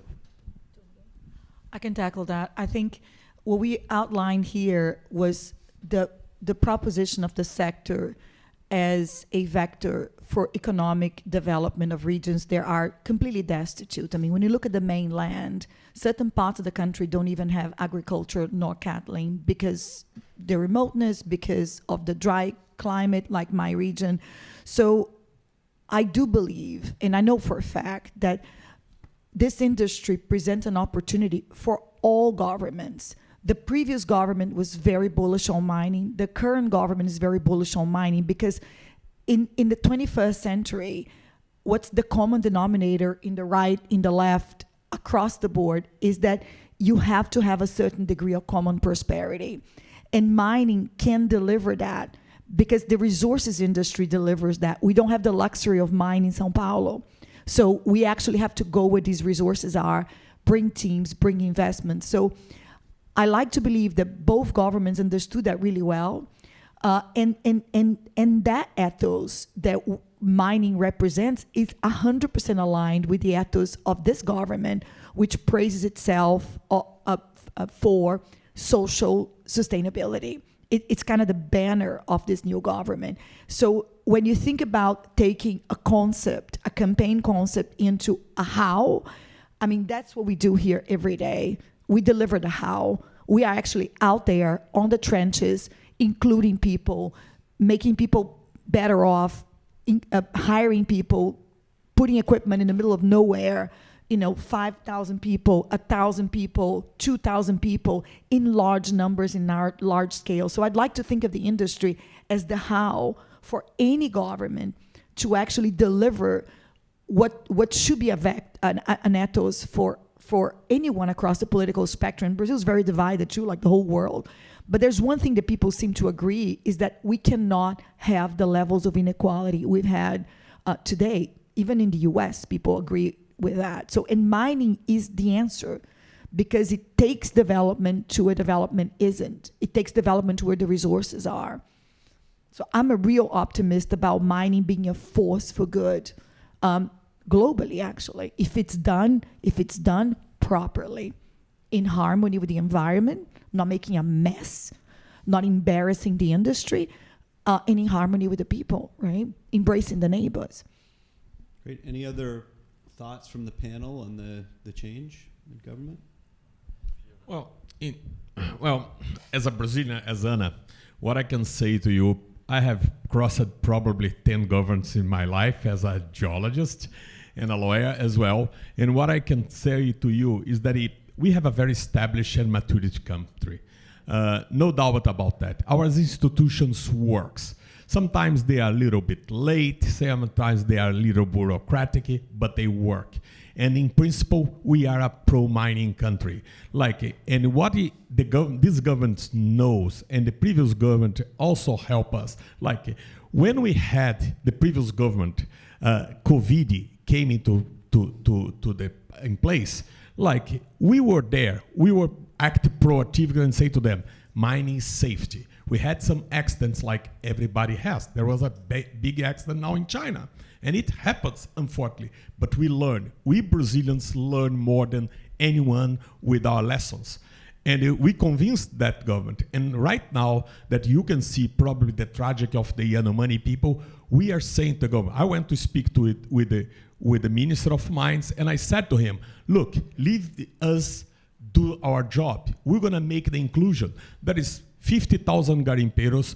Let's put principles in place where we can turn them like the Australia did in mini small cap companies, and they will do it.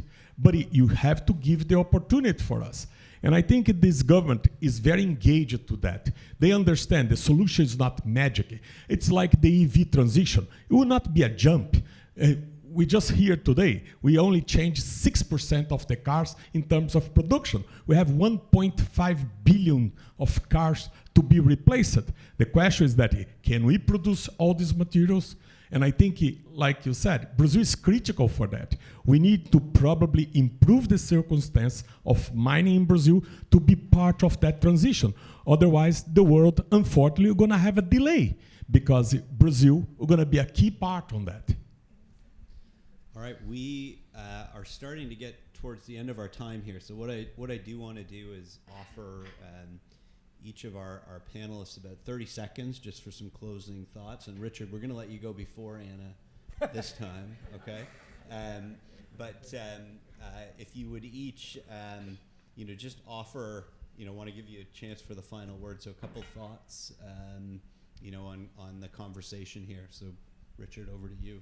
Thanks. I just like to thank everybody for being here. It's always fun to come to Canada, feel a little bit like what -24 feels like again. South Star, I think, is really on the edge of a transformation. We'll be the first new graphite project online in the Americas really since 1996. We're building on a foundation that was established in Brazil. We're going to do the exact same thing in Alabama, where we'll be the first new production in 2027 of graphite in the continental U.S. There's a lot of history of hard rock graphite mining basically in Canada. So I think it's really an unbelievable time. It's an unbelievable opportunities for the mining industry and certainly for Brazil. I look forward to kind of seeing how 2023 goes, 2024. I think there's a 5 to 7 year window where it's going to be unprecedented opportunities. I think there's lots of space for everybody. It's not like, Benchmark came out and said, we need 97 average size graphite mines for us to meet the demand. It takes 10 years. I'm sitting here on year 13. It takes 10 to 12 years to put something in production. So I think there's lots of opportunities out there, and I think Brazil is really going to be one of the key drivers. We're looking to basically scale our operations and do the exact same thing we're doing in Brazil, in Alabama, and I think it's going to be a lot of fun. So just very excited about the next 5 years, and appreciate the opportunity to be here with you all, and thank everybody for putting the event on. Anna? I'm obviously very optimistic. And I'm very proud of our country because it was a collective effort of what we call a public-private partnership. I think the public and the private embraced each other and realized that our country could get there and do us all proud. Put this industry in the headlines in a very positive way. So here we are in 2023, and we're making headlines. Why? Because we're ushering the era of green, sustainable battery materials, and we're the country that's inaugurating it. And as a country, we're setting the bar sky high for others. And where else could this happen? Nowhere else. So ultimately, that shows the way for Brazil to create a competitive advantage to its materials, and more importantly, to become a key protagonist in the energy transition, because the materials for this car have to be produced in line with the ethos of the car for the consumer. So if you're purchasing a car that you believe to be sustainable, the materials in that car have to be produced sustainably. And that alignment that's being pushed by the car industry into the upstream, has very few countries as winners, and Brazil is one of them. Brazil can become a green powerhouse of battery materials if we actually continue to deliver these materials in line with the ethos of this car. It's bar none. Literally, one of the key to the successes of the company I lead is that we don't have competition. Literally, our product sails through the border adjustment mechanism in Europe, and today, no one does. So that I believe could be valid for any battery material produced in our country, if done with those elements in mind. So it's a tremendous opportunity. As a citizen, I get excited because, I lived through the Brazil hyperinflation. I grew up in a country where money had no value. I remember that 40 years ago, and it was painful. It was sad. I left Brazil. I was part of the brain drain. I lived in America for 20 years because there were no opportunities at home. And all of a sudden, I come to Brazil thinking through the global growth. I've been back to Brazil for 13 years, and I actually am very hopeful. I think the country has a way forward to actually lift all those 220 million people, right? So for me, it's very exciting to be part of that and to be contributing on that. And I plan to continue to support my country, whatever it is that it takes, because we can win this, guys. We're winning as a country. We just cannot mess it up. We're winning today. We're winning 2023. We are a green powerhouse. We need to be proud of that, like heads up, right? Yeah, I couldn't agree more. I think that the contrast from where we were 6 years ago when we started and raising capital coming out of the financial crisis in Brazil. Obviously, everyone here knows that well. And where we are today, I think Anna's right. I think everyone in this room should be incredibly proud. I'm, as I said, optimistic and excited for the success that other companies have had, because I think it uplifts the entire Brazilian sector. I mean, you look at Rob's statistics, not just the statistics on, performance in the stock market, but where are projects being built today? You look at G Mining, ourselves, Sigma Lithium, the graphite projects. I think it's just an exciting time for Brazil. There's a lot happening. I think that again, going to our front line, talking to the young people, our young engineers, I think that the best years are ahead for not just Brazil, but I think the whole mining sector. And Brazil has played an enormous, disproportionate role in that emergence of kind of the new mining, and I think everybody in this room should leave today feeling hopeful, and also carry the badge of responsibility again to make mining cool. I think that I think it's well on its way. Luis? Well, I'll try to wrap up what you guys said, because it has nothing left for me. Well, Richard, I think I met Richard a few years ago, and he had this. We were trying to do phosphates, right? And he ended up doing graphite in Bahia. I had the pleasure to help me as a lawyer over there. And if you know Bahia, it's a very well-known country because the parties, the everything, but outside of that is a very poor place. And he's changing that. He's changing what we call the dry area of Bahia to a better place, and the people are going to experience that. Anna just mentioned here, a lot of countries, our competitors, China and Australia, they want to be part of the transition, but to produce their products, they're going to burn coal because they have nothing left. That's the point. We are the leaders in this future, no doubt about that. And we have the people, we have the green energy, and we have a good environment. And besides of that, we're going to produce the agricultural products that the world needs to probably reduce the biggest issue of our generation, the hungry. We never had so much hungry around the world like we have today. You can see that the migrations that goes to Europe is a good example of that. And I think mining, if you look at back, Eurocopper, when I went to university, Caraíba mine should shut down. And it's $1.5 billion company today. Sigma, coming from Virgin da Lapa, I went there exploring for diamonds. And what was there? Nothing. I never thought. The pegmatites was a desertification and a very bad picture of the mine. And what we achieved, not in these parameters, today we saw three ladies over here taking the leadership of that. That's how our country is proving inclusion. We have Jaqueline over there, country manager of Rio Tinto. I'm very proud that the Rio Tinto chose a woman for that position. Danisha, in another hand, showed to everybody, Brazil should be proud of Carajás. Carajás are going to be the tier 1 host. We're going to be better than Pilbara. We're going to tell the world how Brazil is great and how we can achieve a lot of things. So as part of Bravo, I'm very proud to be part of that. I'm passionate about Brazil like you, Ana. I'm Brazil #1 fan. And I'm pretty sure what I want to encourage you, that in this place that we're sitting over here as a CEO, only 3 people are sitting in these chairs at the moment. Only 3. It's too low. We need inclusion in this business. We need you Brazilians to take leadership and have the timing for experience that. Takes time. It's a long ride, right, Anna? But it's very fruitful for us. And I'm pretty sure that if you join this spirit, we're going to have a great achievements. Thank you.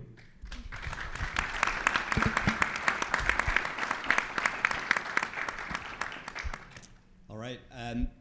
Just in terms of some final comments, our philosophy at TSX and TSX Venture Exchange is about supporting great ecosystems. So Guillaume is on the ground in Brazil, and we just want to be part of this. And I think this conversation today has been a great one. I just want to say, on behalf of the exchange, I do think you're all very cool, and I'm quite uplifted about the future of the mining industry in Brazil, and I hope everyone can give our panelists a final hand. So thank you very much.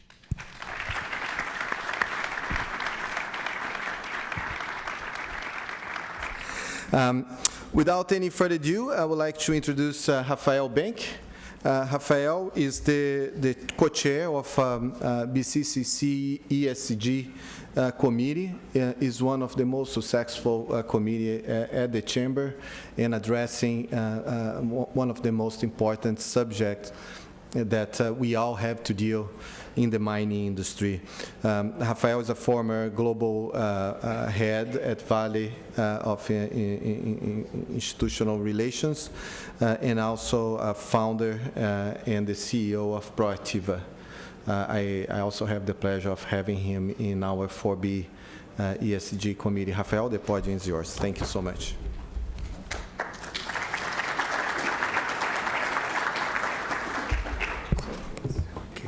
Okay. So, good afternoon, everyone. Bonjour, boa tarde a todos e a todas. Prazer estar aqui. So I prepared a couple of slides just as a teaser for the session we're going to have this week. This is a follow-up discussion from what we discussed last year. So the ESG committee of the BCCC has been focusing a lot on several of the topics that are relevant for how we do things so that we can deliver the what that we've been discussing. Our last session was about the future of mining as a sustainable supplier for the green economy. And this year, we're going to have a panel about the geopolitics around this and what countries are doing about this and what big players in the private sector are doing about this. And we're going to have a fantastic panel. I'd like to portray just a couple of slides before that to set the stage of what we're going to speak about. So let me see if this works. I don't know where. Okay. So critical minerals and the new economy. This will be the key subject of our discussions. Let's see if this will go forward.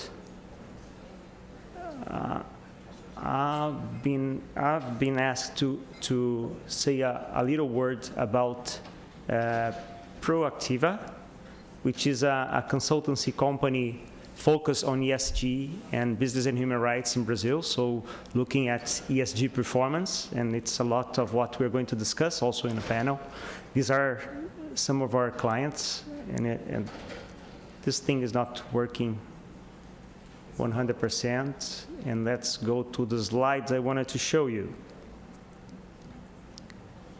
There you go. So what I wanted to start is, just ducktailing on what this panel was about and how interesting this panel was, and the excitement we see. So as Frederica was here back in 2006 for the acquisition of Inco, and we could well have Roger Agnelli sitting here speaking of China and all the steel demand and how much this would be important for iron ore and nickel for steel, not for the green economy. And then suddenly what we're talking about here, we had Anna provoking the public Brazil has the potential to be the powerhouse of battery materials, right? So we see that energy is the mining's new top client right now. So that's a huge transformation. That's another, using Rob's word, it's another ecosystem mining is entering more deeply into, right? And it's a lot to learn. It's a new universe, and that involves all players. You know, this learning process and this ramp up involves all players, be it private companies, be it financial alternatives, and we have BNDES here, and where the focus should lay. It's new supply chains, new uses. So this is a big shift, and this is one of the things we're going to discuss tomorrow, because we're not talking about the uses of steel that drove a lot of mining in Brazil and has been very front and center in the discussions, including in policy making, regulatory affairs, in priorities, and so on. So we're talking about photovoltaic, wind farms, electric cars, batteries and energy storage, and solutions for that. So the picture is much more vast. We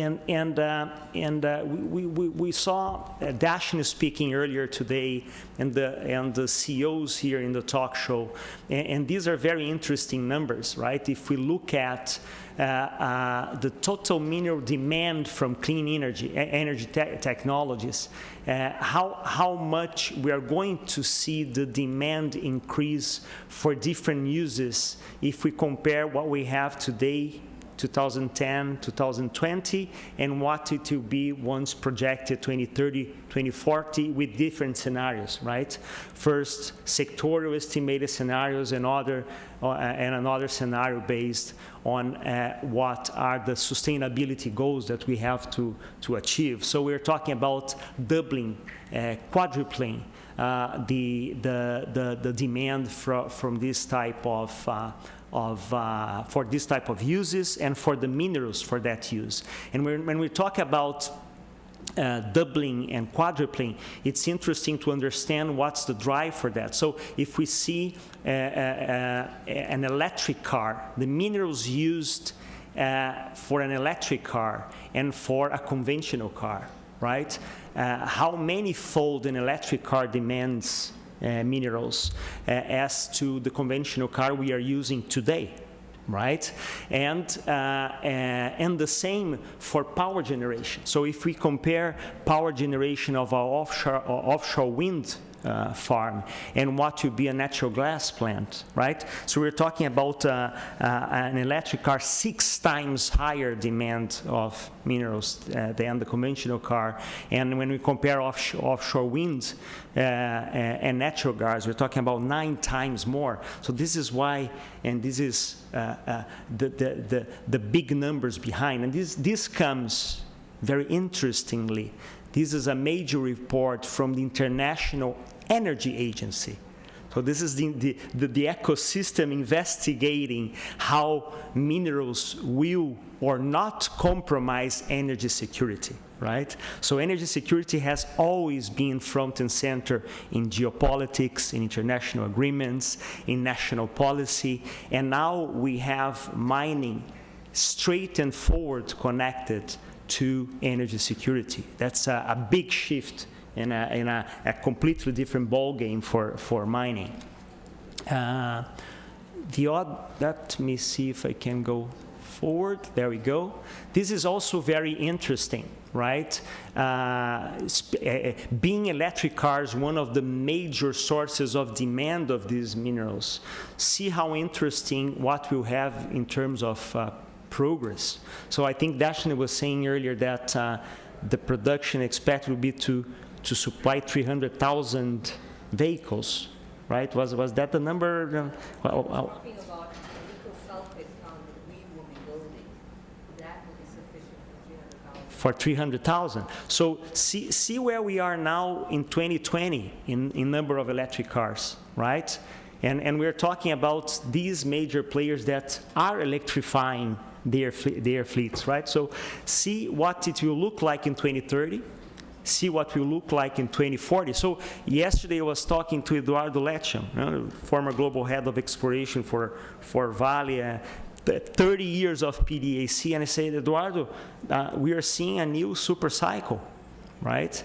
And he said, definitely we are, but with one difference. This is a prolonged super cycle with several waves, and this is natural several waves, because we see what are the top companies, top countries appearing here, not only in the development of electric cars or the production of electric cars and use of electric cars, and also battery storage, and how much this will have to be amplified towards the globally speaking, right? So going here further, we spoke about the left graph.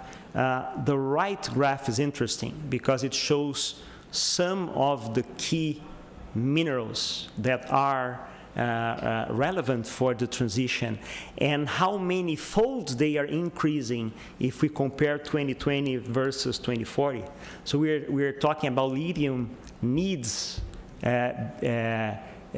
multiplied by 42, graphite 25, cobalt 21, nickel 19, rare earth 7.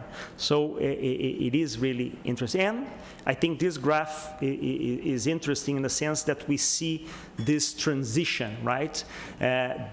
This slide is about revenue from production of coal and selected energy transition, but it translates a lot of how much we'll see this transition from coal-based and carbon-based towards new solutions for the new economy, right, for a green economy. So matching demand and supply, that was one of the questions for the CEOs, and we are going to hear more about this on a panel on Tuesday with facts and numbers, right? We have a very interesting panel. I'm going to show you the panelists, but I think a very interesting point here I would like to stress is that demand and supply today is very concentrated and is under development and is underdeveloped to the need of demand we have globally, and we saw the projections, right? So it is very interesting that we think and plan. We had one of the CEOs here. I think I'll forget his name now. Richard Pierce was telling about Brazil and the need to plan, right? So if we look back, the super cycle, the first super cycle of the last decade, China, and how much opportunities were there. Opportunities are not a fact; they need to be grasped, and then needs planning, that needs strategy. So when we're talking about matching demand and supply here, be it in the public realm, be it in the private realm, or the relationship with the society at large, communities, neighboring, this needs some orchestration. There needs some planning. That needs so that the opportunities are optimized, the risks are diminished, right? And I think this is a very, very important point, especially when we're having a shift in government in Brazil, and the speed that we are seeing of the understanding of a Vale or the CEOs that we're speaking here about what is happening is not really mainstream in Brazil, right? We see Canada much faster, and I think in Canada-Brazil relations, and we are at the BCCC here, I think Canada has a lot to share with Brazil in that regard, and there is a lot of synergies to be explored, as Luis was saying earlier. But I think this is a very important inflection point that we're going to explore on a panel. And I went too far and spoiled the surprise. Just a second. So let me see.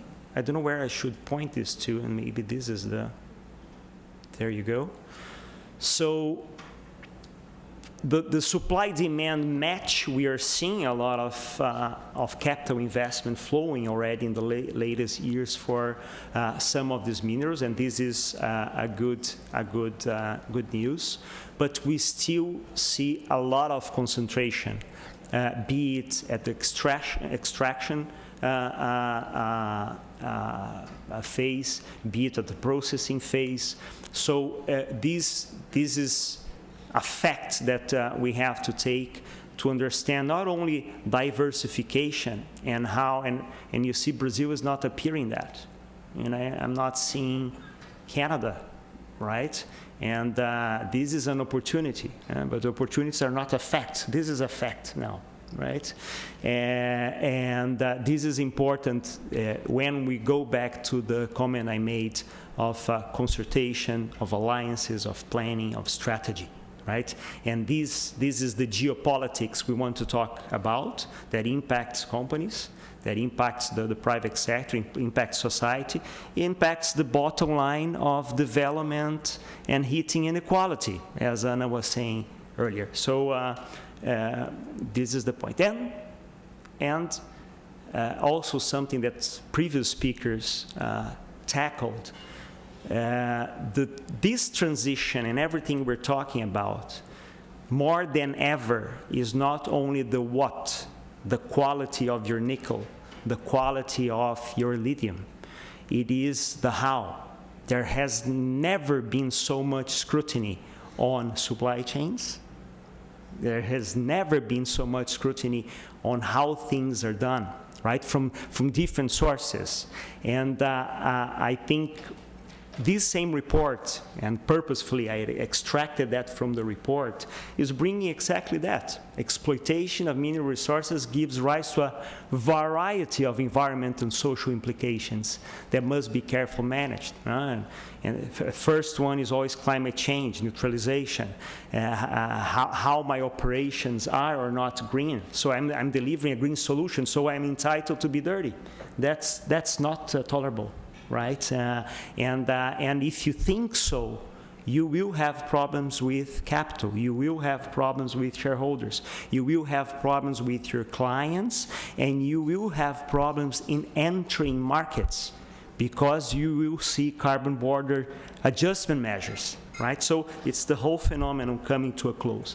So climate change, land use, water management, lithium in general is in very dry areas, right? And we are competing water with human use. Waste, governance, health and safety, human rights at large, tackling all the points above from a human rights stance. That includes diversity, right? That includes several aspects that we've been discussing.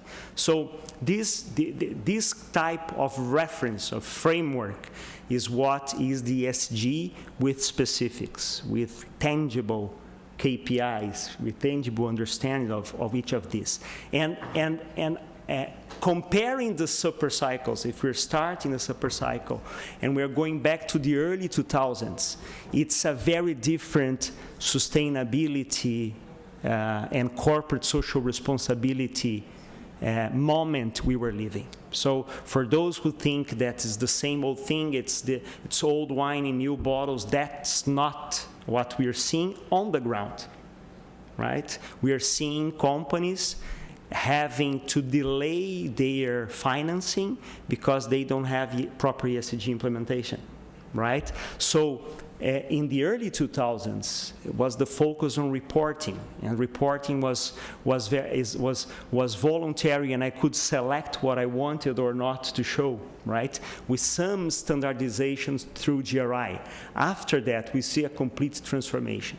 We see guidelines that are voluntary but are becoming mandatory, right? As the example of all the guidelines and frameworks that are today becoming precondition for investment, for shareholder investment, and so on. So I think 2011, 2012 are moments of breakthrough, right? When we have the IFC performance standards guiding the Equator principles, guiding the principles for for responsible investment, the UN guiding principles starting also in 2011 with a big shift, and all of these frameworks also feeding into regulatory requirements and so on. So all of these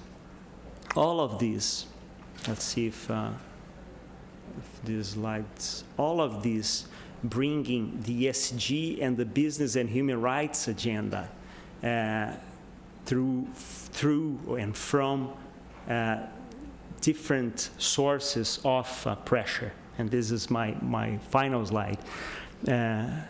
Number one, regulatory and policy. So the licensing, we're talking about the secure social license to operate. I remember talking about this 2006. We're seeing a lot of the beyond license, beyond compliance. We used to use this expression. The beyond compliance today is becoming mandatory, right? And regulatory and policy incorporating that. We see investor and capital bringing pressure. We see the international barriers we were mentioning before as the CBAM.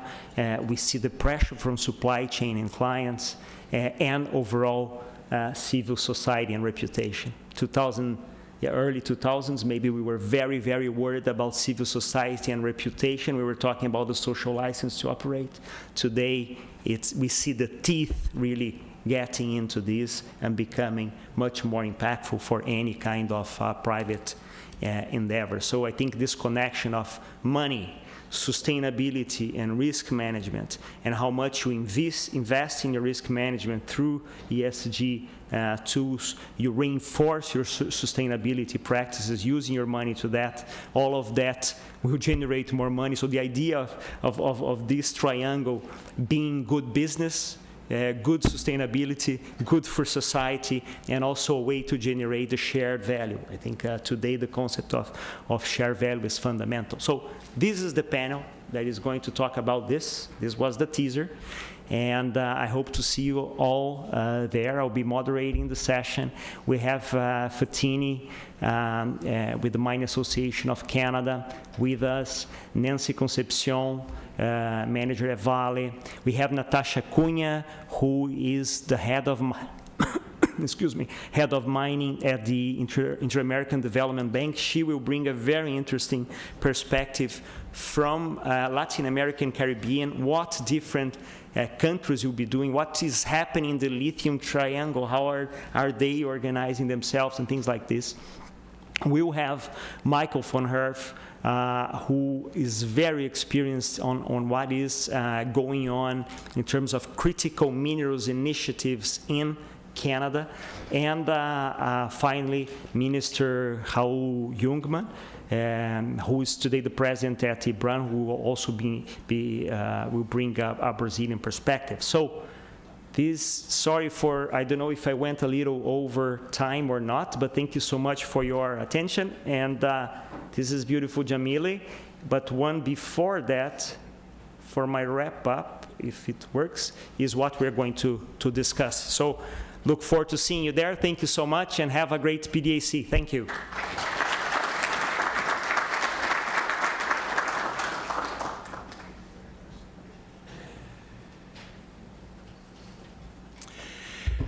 Everybody, thank you so much for all of this. We're almost wrapping up. I have a great honor to do a couple of things. One thing I'm going to do is to thank all our sponsors one more time. I want to thank our platinum sponsors, Vale, TMX, and Miller Thomson. On Tuesday, our event will be hosted at Miller Thomson, and Rafael has a wonderful panel lined up, as you saw, and we have more to add.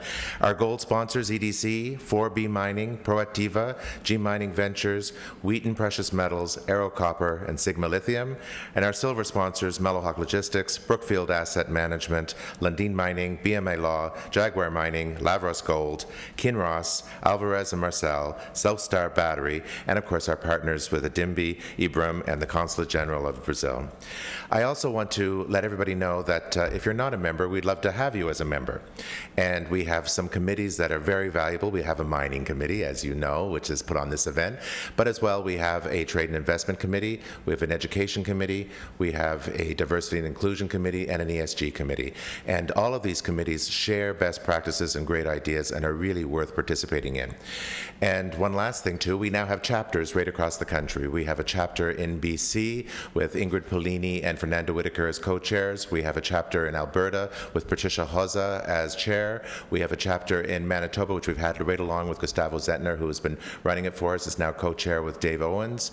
We have a chapter in Ottawa with Inez Gomez and Lila Halarishan, who is here somewhere, right over there. And there's Ingrid too, yes. And then we have a maritime chapter with Peter Shaw and Bernadette Fernandez. So we have cross-country exposure. We're opening up more chapters. We have more in the works, and we really want you to participate. Now, I have a very great honor, and my honor is to present to you the Canadian ambassador to Brazil, Emmanuel Kamarianakis.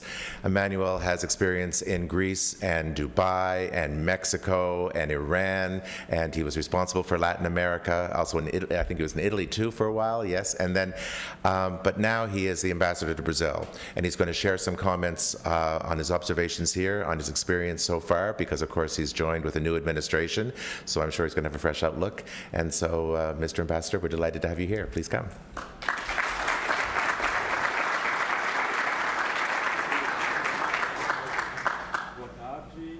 Bonjour, bon après-midi à tout le monde. Est-ce que ça fonctionne bien? Oui, bon après-midi, boa tarde. E, Peter, obrigado por essa oportunidade de falar com vocês esta tarde aqui a Toronto, no PDAC, e também aos parceiros de BCCC, Consulado Geral, também a Dimbi e Bram estão aqui com vocês, conosco. It's a pleasure to be here.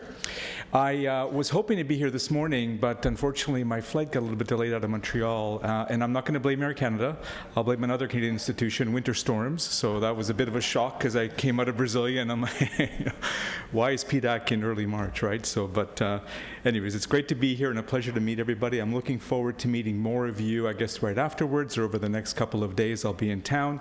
I want to give a quick shout out as well to David Verbuski, our Consul General in Rio de Janeiro, and who also, of course, leads on the mining sector for us with our team in Belo Horizonte. So it's great to be here. And as you know, the Canadian Embassy in Brazil, I hope you know, is very committed and very keen on advancing Canadian interests in the bilateral relationship, in particular as it links to this particular sector.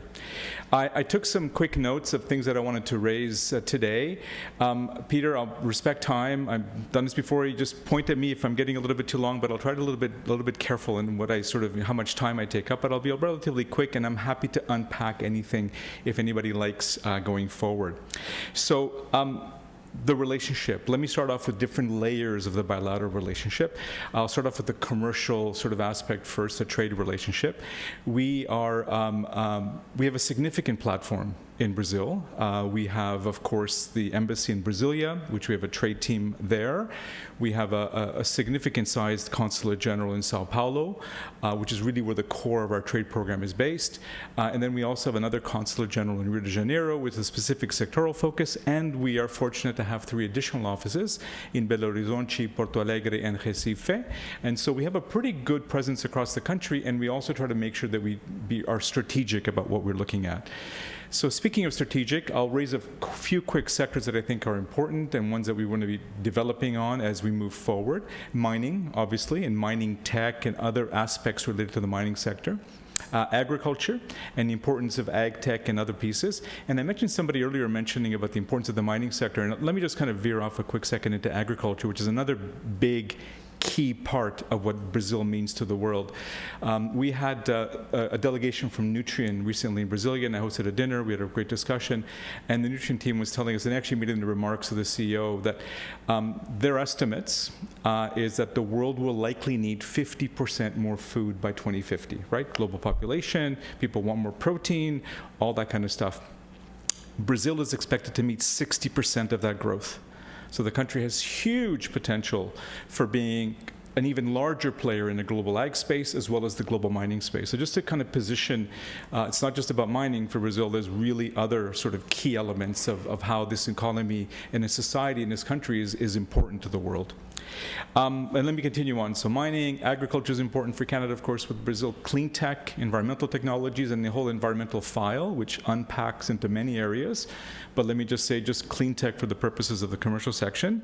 And then there's other areas, of course, that we focus on, whether whether it's aerospace or defense or other pieces. And just a quick little aside as well. So we were very happy. I visited Embraer a few months ago now for the, I guess, ceremony when Porter Airlines bought 50 firm and 50 optional of the new E195 E2s. These are fantastic airplanes. I actually flew on one on Azul Airlines recently, and it's a beautiful airplane. So it's a massive export from Brazil to Canada. We're their launch customer. Porter Airlines really kind of helped strengthen that program significantly. So it's just a great example of that sort of bilateral trade relationship, including in aerospace, doing very, very well. So that's the trade side, which I think is healthy and will be growing. But trade will grow, I think, in a relatively straightforward way. Canada being the second largest economy in the hemisphere, right after the U.S., and Brazil being the third largest economy in the hemisphere. I think there's a lot of potential to really continue to grow that trade side. Let me quickly speak about science, technology, innovation. So we believe in this, as I think your industry does, the mining industry does, and the importance of innovation, the importance of technology to address many of the future challenges we face, but also just more prosaically, more directly about how getting companies to work together, SMEs, and we have programs with the Brazilian government, Embrapa and FAPESP and others to kind of do co-innovation. But also we have a bilateral science technology committee, government to government, which I just met, and I think some of you know Ted Hewitt, of course. I know Peter does.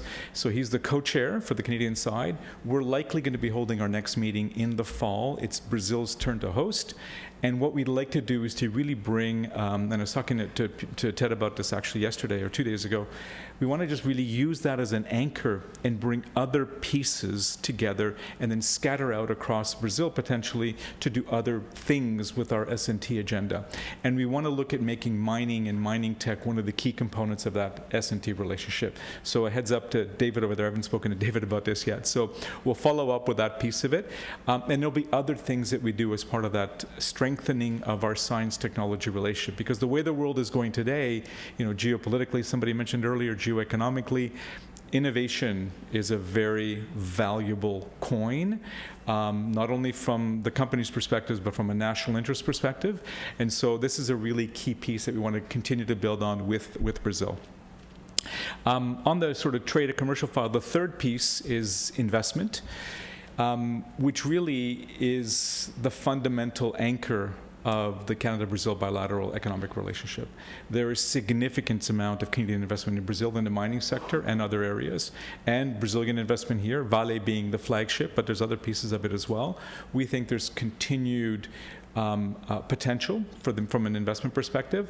We think that just our pension funds alone and the strategic investments that they've made, some of them using my pension money too, so I got to keep an eye on it, right? So it's a very significant sort of piece of what's happening bilaterally are the billions of dollars, whether it's mining, whether it's infrastructure, other pieces, IT, ICT, different things that I think we just want to make sure that we understand. It's often not obvious because we can always look at the headline trade numbers. The investment numbers are a little bit more complicated because it depends how you count, how they structure investments, how things work, but it is a significant part of the Canada-Brazil bilateral relationship. And as you all know, of course, Brookfield largely began as a Canada-Brazil bilateral investment thing, let's say. Let me just quickly go into the relationship and what's happening with the new government. So Canada was, of course, very pleased with the democratic process and the institutions of Brazil, the results of the elections. We were watching very carefully.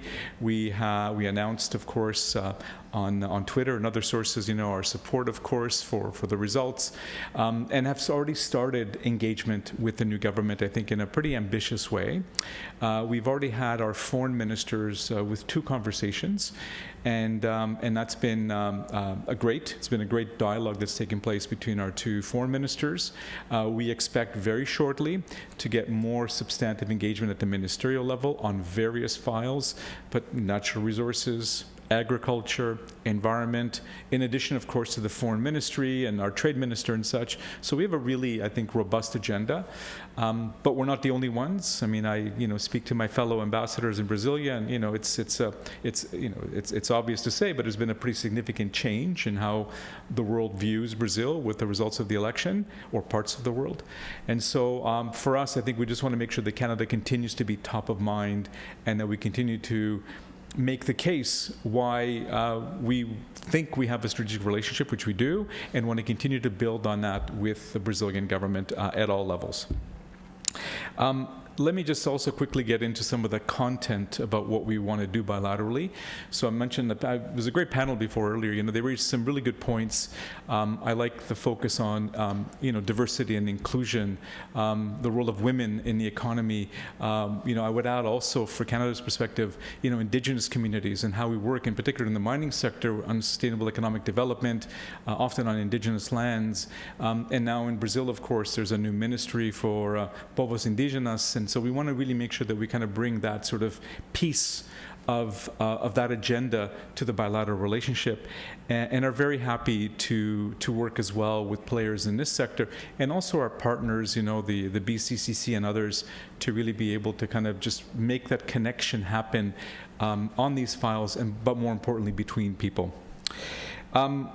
Let me also just quickly get into a little bit on the mining sector, and that's our responsible business conduct strategy. Canada, as you know, is one of, if not the largest, I guess, depending how you count, player in the mining sector. We believe in responsible business conduct, including in this sector and other sectors as well. We are working in a Brazilian context on that agenda. I think we have a lot of really good collaboration. We'd like to continue that, and that kind of links into our overall approach on promoting Canadian values, in addition to promoting our interests, of course, and making sure that we really have a real partnership with Brazil, which I think is very well received on their side, and not just at the federal government level, but with other players, the associations, other players in particular sectors. So that's a key piece of how we want to really be able to build out the relationship. And then the final point is a little bit about education, youth, young people, mobility, people-to-people ties. I'll confess, I was a little bit surprised the Prime Minister, when he issued a news release on Brazil's Independence Day, noted there was 122,000 Canadians of Brazilian origin, which I think includes people that are passport holders, but also people that have an origin from Brazil, which is a significant number, actually. I thought it was lower than that. There's growth. We're seeing a lot more Brazilians coming to Canada, as you know, as students. And many of the students, for whatever reason, will decide to stay here either temporarily or permanently. So there's a real growth, I think, in people-to-people ties. And then also in the other direction, we're trying to get also more students into Brazil, to be honest with you. So we have these bilateral programs around the world to do student mobility, youth mobility, and almost inevitably, we have many more people working as, lifties in Whistler from Australia or New Zealand or wherever, then we have Canadians going abroad. So we're changing the system a little bit to make it more convenient to get our students out around the world, and we want to focus in particular on getting more into Brazil, into the universities of Brazil, and getting, kids, they're not always kids, but young people from Canada into that ecosystem, into that society as well. And I'm a big believer in that sort of people-to-people connection, which all of you know about as being fundamental to then growing, business, growing investment, growing whatever comes when they kind of go off and join the workforce. Je m'arrête là, Peter. I think that's my oversight, and that's good for timing. And I'm looking forward to meeting everybody. Muito obrigado, un prazer, and I'll see you all over the next day or so. Merci. Thank you.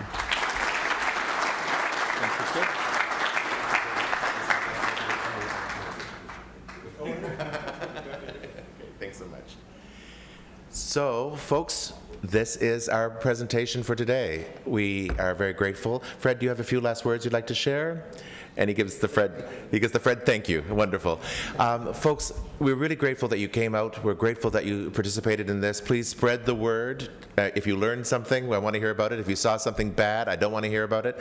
And folks who now know that the opening of the Brazil Pavilion is, I believe, at 3:30 down at the convention, so you're ready to move on. Don't forget, there is Brazil Mining Day with a Dimby tomorrow, and that I think is in room 206 at the convention center. And then there is our wonderful event, our leadership lunch, which is at Miller Thompson on Tuesday.